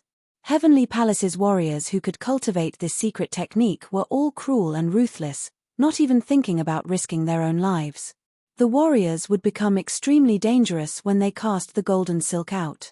Once performing this secret technique, if there were no strong means of defense, this golden silk would split other people's bodies. Borge didn't have much means of defending himself with one of his legs cut off, and the golden silk pierced through from his back. Because of those things, Borge apparently couldn't escape death although he had the third sky of Nirvana realm cultivation base. As soon as he died, his scattering aura flowed into Xiang. Xiang was avoiding the golden silk threads. However, when seeing Borge had died, Xiang quietly moved forward and absorbed the aura from Borge. Feeling the influx of Borge's aura, Xiang calmly looked at the golden silk threads flying around in the sky, and suddenly grinned in silence as he just came up with a vicious plan in his mind. Chapter 377, Add Wings to the Tiger. Chapter 377, Add Wings to the Tiger. Right after Borge had died, that Empyrean warrior looked more relaxed. The Empyrean side had a total of 3 Sky Realm warriors including Ningzi. The remaining warriors were at the second or third sky of Nirvana realm. All of them had cultivated this evil secret technique of the Empyrean. When they united, it didn't matter who they were fighting. Borge was dead, and Laroli and Larolun immediately fell into danger. Although these two brothers were only in the third sky of Nirvana realm, they were very good at joining forces. They stood back to back, two different forces passed each other through their backs, making their momentum soar. Their bodies were covered with a mixed green and blue halo. That halo covered the two brothers entirely. When the golden silk threads in the sky came close to them, they hurriedly took actions, wearing their gloves from where strong momentum flowed out. Their momentum was like martial art conception that had been tempered on their gloves. These gloves were naturally not just ordinary things. Under their martial art conception, these gloves released a terrible and fierce power. Under this violent power, those golden silk threads were punched aside before they could come close to the two brothers. Those threads, which occasionally showed up next to the halo, couldn't destroy the blue-green halo that was covering the two brothers. However, after Borge's death, the warrior who had dealt with Borge now retrieved his power, looked at the two brothers, and cast it again toward them. Hundreds of golden silk threads intertwined and dashed forward. The golden threads like lightning split open, releasing numerous sharp sprays, making the two brothers a little confused. While their gloves were releasing the martial art conception, they also had to unite to deal with this stealth at the same time.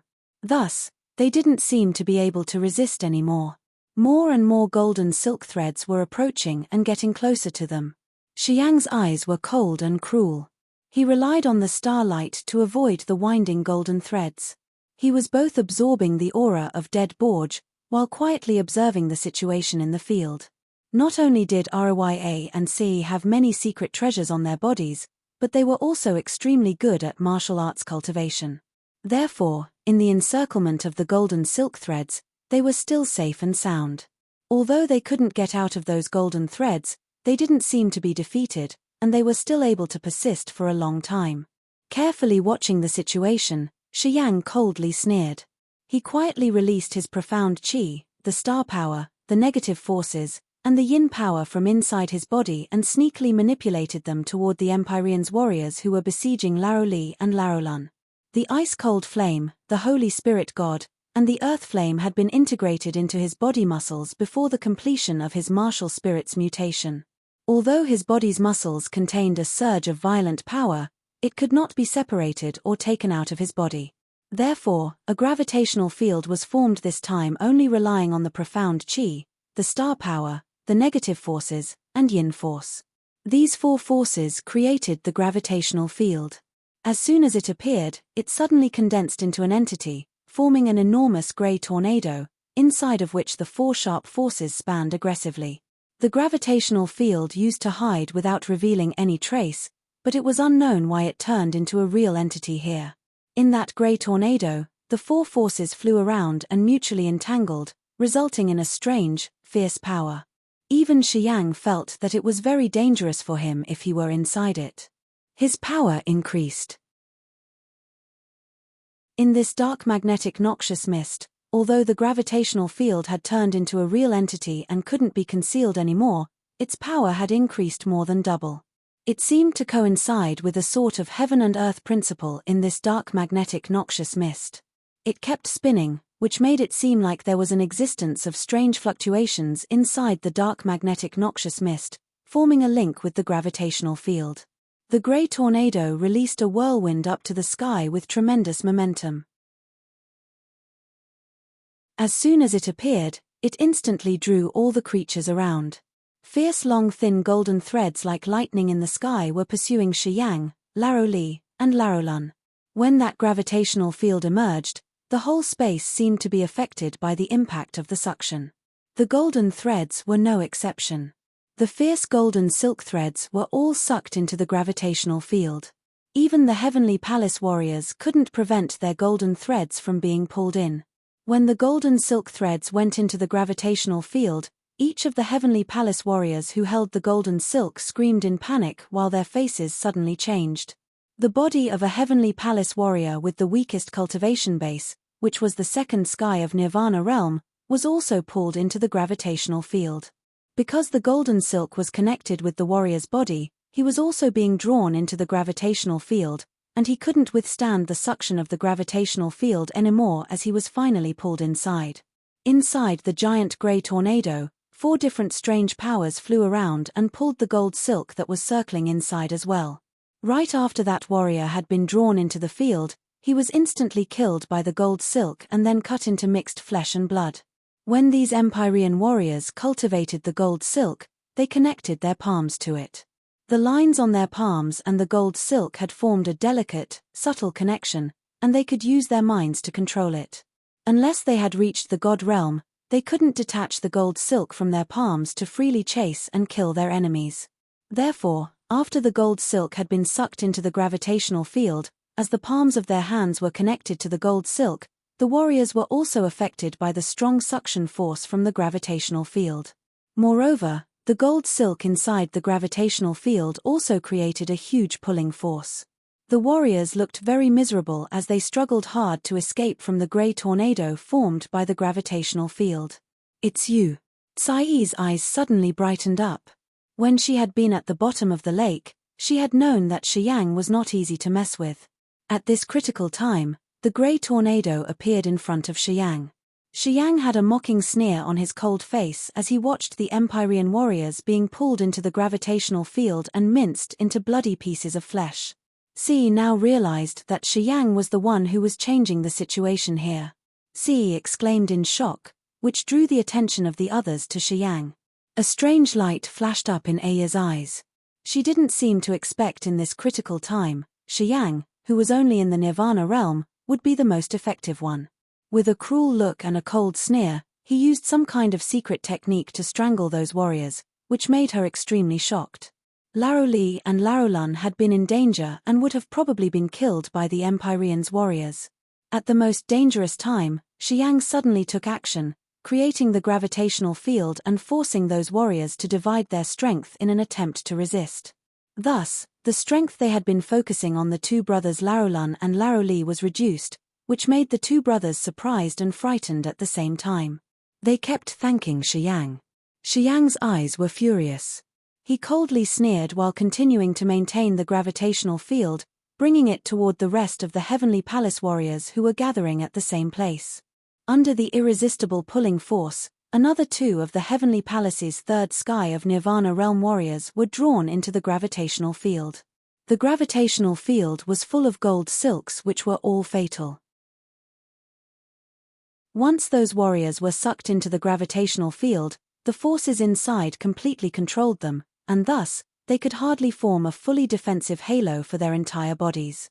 As a result, their bodies were exposed. In this situation, being strangled and cut off by the 4 strange forces of the gravitational field, those warriors couldn't escape from death. Just after a moment, the 2 Heavenly Palace warriors who had fallen into the gravitational field were all dead. As soon as these 2 warriors were ripped into pieces, the remaining warriors were all filled with panic. Seeing the gravitational field approaching, even the 2 Sky Realm warriors, who were dealing with Rya and Sei, were frightened, and thus loosened their force toward Rya and Sei to hurriedly move aside to avoid the gravitational field.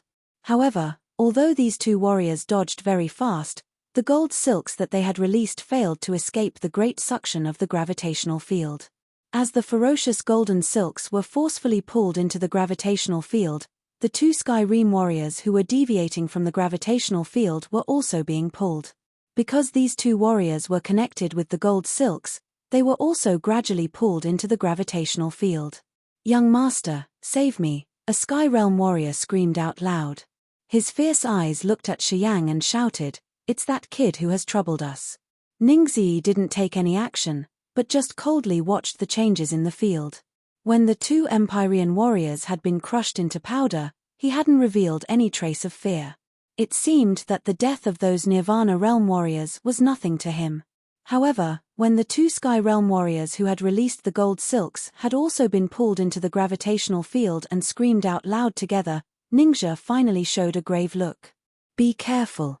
Rya and Sei didn't bother with their hatred for Xiang, simultaneously letting out a scream and flying toward the front of Xiang. One on the left and the other on the right, they were both protecting Xiang, coldly looking at Ningzi, who was storming at them very fast. Although Rya and Sei were ruthless and wanted to see Xiang die sooner, they still understood their current situation. If they wanted to defeat the Heavenly Palace warriors, they had to rely on the grey tornado that Xiang had created.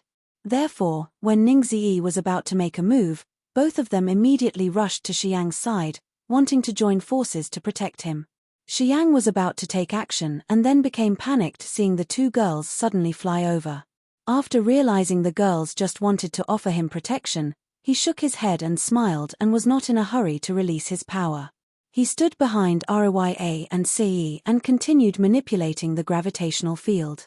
The gold silks that were released by the Heavenly Palace warriors were extremely sharp and evil, able to cut everything. Those golden silks had fallen into the gravitational field, stirred up by the forces of the gravitational field, and thus, their power was skyrocketed instantly. Anyone who fell into this gravitational field would be crushed into powder by the gold silk.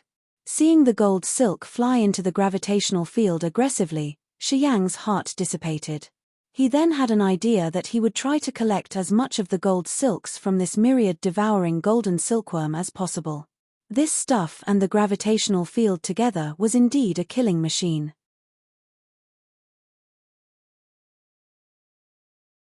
Chapter 378, Reaping. Chapter 378, Reaping. Rya and Sei stood in front of Xiang with solemn faces, coldly looking to the other side, taking precaution against Ningzi's mischief to kill Xiang. In this battle, the key person had some transformations. Rya and Sei, who were in the sky realm, couldn't be as effective as Xiang. Only if Xiang was alive could the gravitational field then dissolve the gold silks released by the Heavenly Palace warriors. Except for Xiang, Rya, Sei, and the two brothers simply couldn't do anything. Apparently, Ningzi also saw the role of Xiang in this battle. Hence, he stared at Xiang and then rushed toward him while speaking up, "Kid, you dare to treat us like your enemy. Regardless of what your identity is, you will not be able to escape death." Xiang ignored him, not really caring about Ningzi's threats, and continued putting forth all of his strength into controlling the gravitational field to deal with the two Sky Realm warriors of the Heavenly Palace. The two Sky Realm warriors, who had released the golden silks, which were fiercely pulled into the gravitational field, were now also affected by the suction of the gravitational field, being hauled toward the gravitational field closer and closer. The situation didn't look good for them. Rya, since you resist, do not blame me for my ruthless means. Ningzi coldly sneered and then took out a gold leather bag. He untied the leather bag's buckle, and a fist-sized golden silkworm suddenly flew out from inside, aggressively showing its fangs and turning into a bunch of gold lights, dashing toward Rya and Sei. The golden silkworm was as big as a fist. There were 7 gold stripes on its back. It spread its wings and flew over, producing a buzzing sound which seemed to be able to penetrate a warrior's sea of consciousness. Myriad devouring golden silkworm. Seeing that silkworm approaching, the beautiful faces of Rya and Sei suddenly changed in extreme shock. The rings on Sei's arms burst a bunch of strange lights which gradually spread out like layer upon layer of rippling waves, diffusing around Sei's body and forming a marvelous halo. When those strange lights appeared, Sei immediately held her breath and spat out a bunch of silver lights. As soon as the bunch of silver lights was spurted out, they instantly turned into a long silver crystal sword with many strange symbols on it. It sparkled and glowed and then flew toward the flying golden silkworm. "Want to die?" Ningzi coldly sneered, his eye pupils flashed up with golden lights as if he was communicating with the golden silkworm. The golden silkworm stormed into the strange lights next to Sei, aggressively hitting the silver crystal sword. Sei's silver crystal sword was hit and destroyed terribly by the golden silkworm. The golden silkworm suddenly spat out a fierce golden thread which then tightly wrapped that silver sword, making it unable to move. Sei's beautiful eyes darkened. She suddenly opened her mouth and spat out a mouthful of blood. Her 5 fingers kept changing the magical tricks, trying to retrieve the silver crystal sword which was being tightly bound by the golden silk thread. However, the golden silk thread was extremely tenacious, wrapping around the sword. The silver crystal sword staggered as it was suffering the silk thread's entanglement, its crystal lights became dark. The spiritual aura on the sword seemed to be corroding while Tsai's aura was being consumed quickly. Ningzi sneered and suddenly let out an ear-splitting scream. The golden silkworm flapped its wings, flying out and forming a bunch of dazzling gold lights that instantly pierced through the circle of light which Tsai had created and rushed toward her. Rya was frightened as if she was helpless to do anything against this gold silkworm. When seeing this silkworm's attack, she quickly threw out a coin. A powerful suction force suddenly came out from the hole in the center of the coin, wanting to catch and tightly tie the silkworm up. The golden silkworm spat out a golden silk thread again. This thread was as strong as a steel needle and instantly went through the hole of that coin, disappearing without a trace. The ancient coin emitted gold lights. Ancient scriptures engraved on the coin suddenly looked livelier as if they were enhancing the power of the coin. The gold silkworm was not afraid of it. After the golden silk thread had disappeared into the hole of the coin, it seemed to freeze the coin, preventing it from exerting its power in suppressing the corrosion of the golden silk thread. Hence, the coin couldn't actually trap the gold silkworm. The myriad devouring golden silkworm was a bizarre beast. It was small but very powerful. It could corrode all kinds of secret treasures. Each golden silk thread spat out from the golden silkworm's mouth could quickly erode the spiritual aura of a secret treasure as soon as it touched the metal treasure, consuming and damaging it. The longer the treasure was damaged, the more deterioration it would have, and finally, it would become an ordinary thing without a single trace of aura.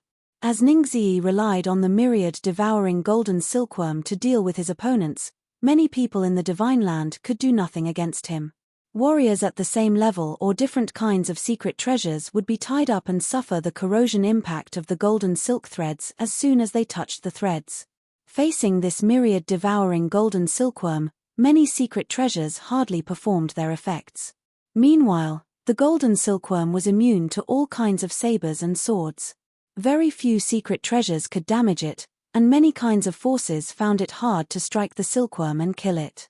Rya and Tsai knew that their secret treasures would hardly resist the golden silkworm, but they still had to send the treasures to hinder the gold silkworm a little while so that Shiyang could have enough time to clean up the two Skyrealm warriors.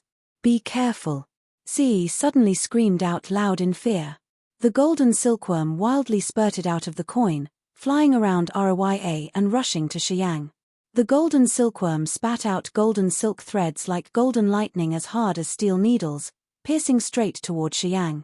Shiyang saw those golden silk threads fiercely darting toward him while he was controlling the gravitational field with all of his power. He suddenly shivered and raised his palm. The life seal blasted.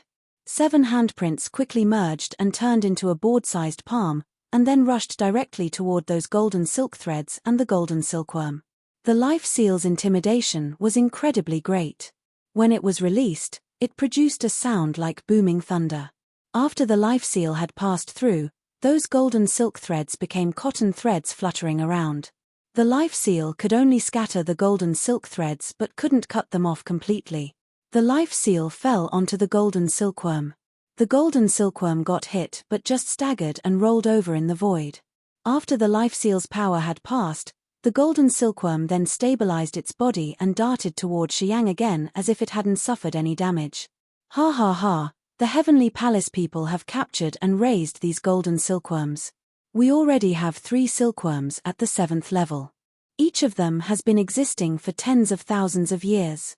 They are immune to any swords and guns, are not scared of any attacks by different forces, and they can dissolve all kinds of secret treasures. Do you want to use your ordinary method to deal with my golden silkworm? You should have saved a little bit of your power then." Ningzi burst into laughter, used his mind to control the golden silkworm, and once again threw another attack toward Shiyang. With an ear-splitting buzzing sound, the golden silkworm started to attack again. Shiyang's face changed. He felt that this golden silkworm was indeed tough to deal with. Secret treasures weren't effective, different kinds of forces couldn't strike this silkworm to death. Hence, to deal with this silkworm, it seemed he could only use some special means. Seeing the gold silkworm rushing at him again, Shiyang couldn't maintain his energy to continue to control the gravitational field. Instead, He had to put all of his strength on the golden silkworm. However, at this time, the blood vein ring suddenly burst out blood-red lights. A scorching power quietly bred from inside the blood vein ring and quickly spread out. Xiang was worried as he didn't know how to handle this. He then suddenly felt the message sent by the 10,000-year earth flame. Without waiting for Xiang to issue any signal, a group of red burning fires flew out from the blood vein ring. This group of fires was as big as a cattail leaf fan. A strand of horrible heat burst out together with the sun's burning power. When the earth flame jumped out, it instantly wrapped around the silkworm without waiting for it to rush at Xiang. At the place where the earth flame was burning up, golden silk threads, which were spurted out from the golden silkworm, didn't seem to be able to bear the heat of the earth flame and began to dissolve. After having been swallowed by the earth flame, it was buzzing, screaming as if it saw its nemesis. It struggled hard inside the earth flame, wanting to fly out. Xiang watched the earth flame swallow the golden silkworm with a stirring mind. He realized that the earth flame was weakened, and didn't seem to be as strong as before. Even so, the golden silkworm couldn't escape from the siege of the earth flame. It was kept inside and was crying sharply. It seemed to be extremely frightened, and despite how much it struggled and flew around to find an escape, it couldn't get out of the earth flame. The golden silk threads that had been spat out earlier were also melting. Xiang was surprised and happy at heart. He couldn't help but burst into laughter. Rya, Cae, Laro Li, and Laro Lun, who were facing danger, suddenly saw Xiang with a group of burning fires swallow the golden silkworm, making it unable to do anything.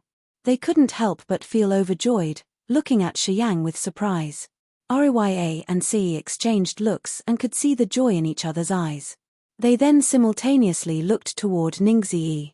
Ningzi's originally ruddy face gradually turned pale after the earth flame had swallowed the golden silkworm. This golden silkworm and Ningzi's mind seemed to have a connection.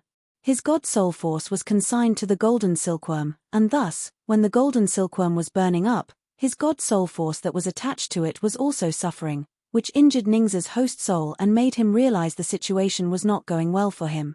True gold is not afraid of fire. Ha ha ha. It seems that your golden silkworm is not a real one. Even though this fire just refined it a little bit, it soon couldn't stand it. Xiang pouted, coldly sneered, as he disdainfully looked at Ningzi and mockingly said, "Want to kill me? You don't seem to be able to do it. Friend, next time, before talking a big game, you should be sure about it first."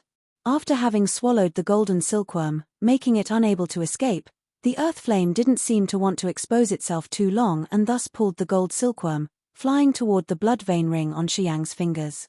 A bunch of fire flashed up. The earth flame wrapped the golden silkworm and disappeared into the blood vein ring together. Suti. The gold silkworm instantly fell into the blood vein ring. Ningzi's face turned pale once again with frightened eyes. He couldn't help but spew out a mouthful of blood.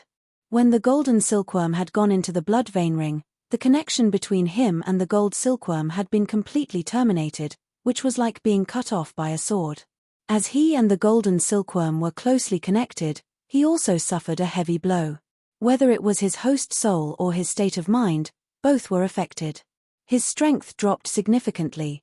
You're tuning in to the Celestial War YouTube channel. Don't forget to subscribe and join us on this journey to catch the most captivating stories.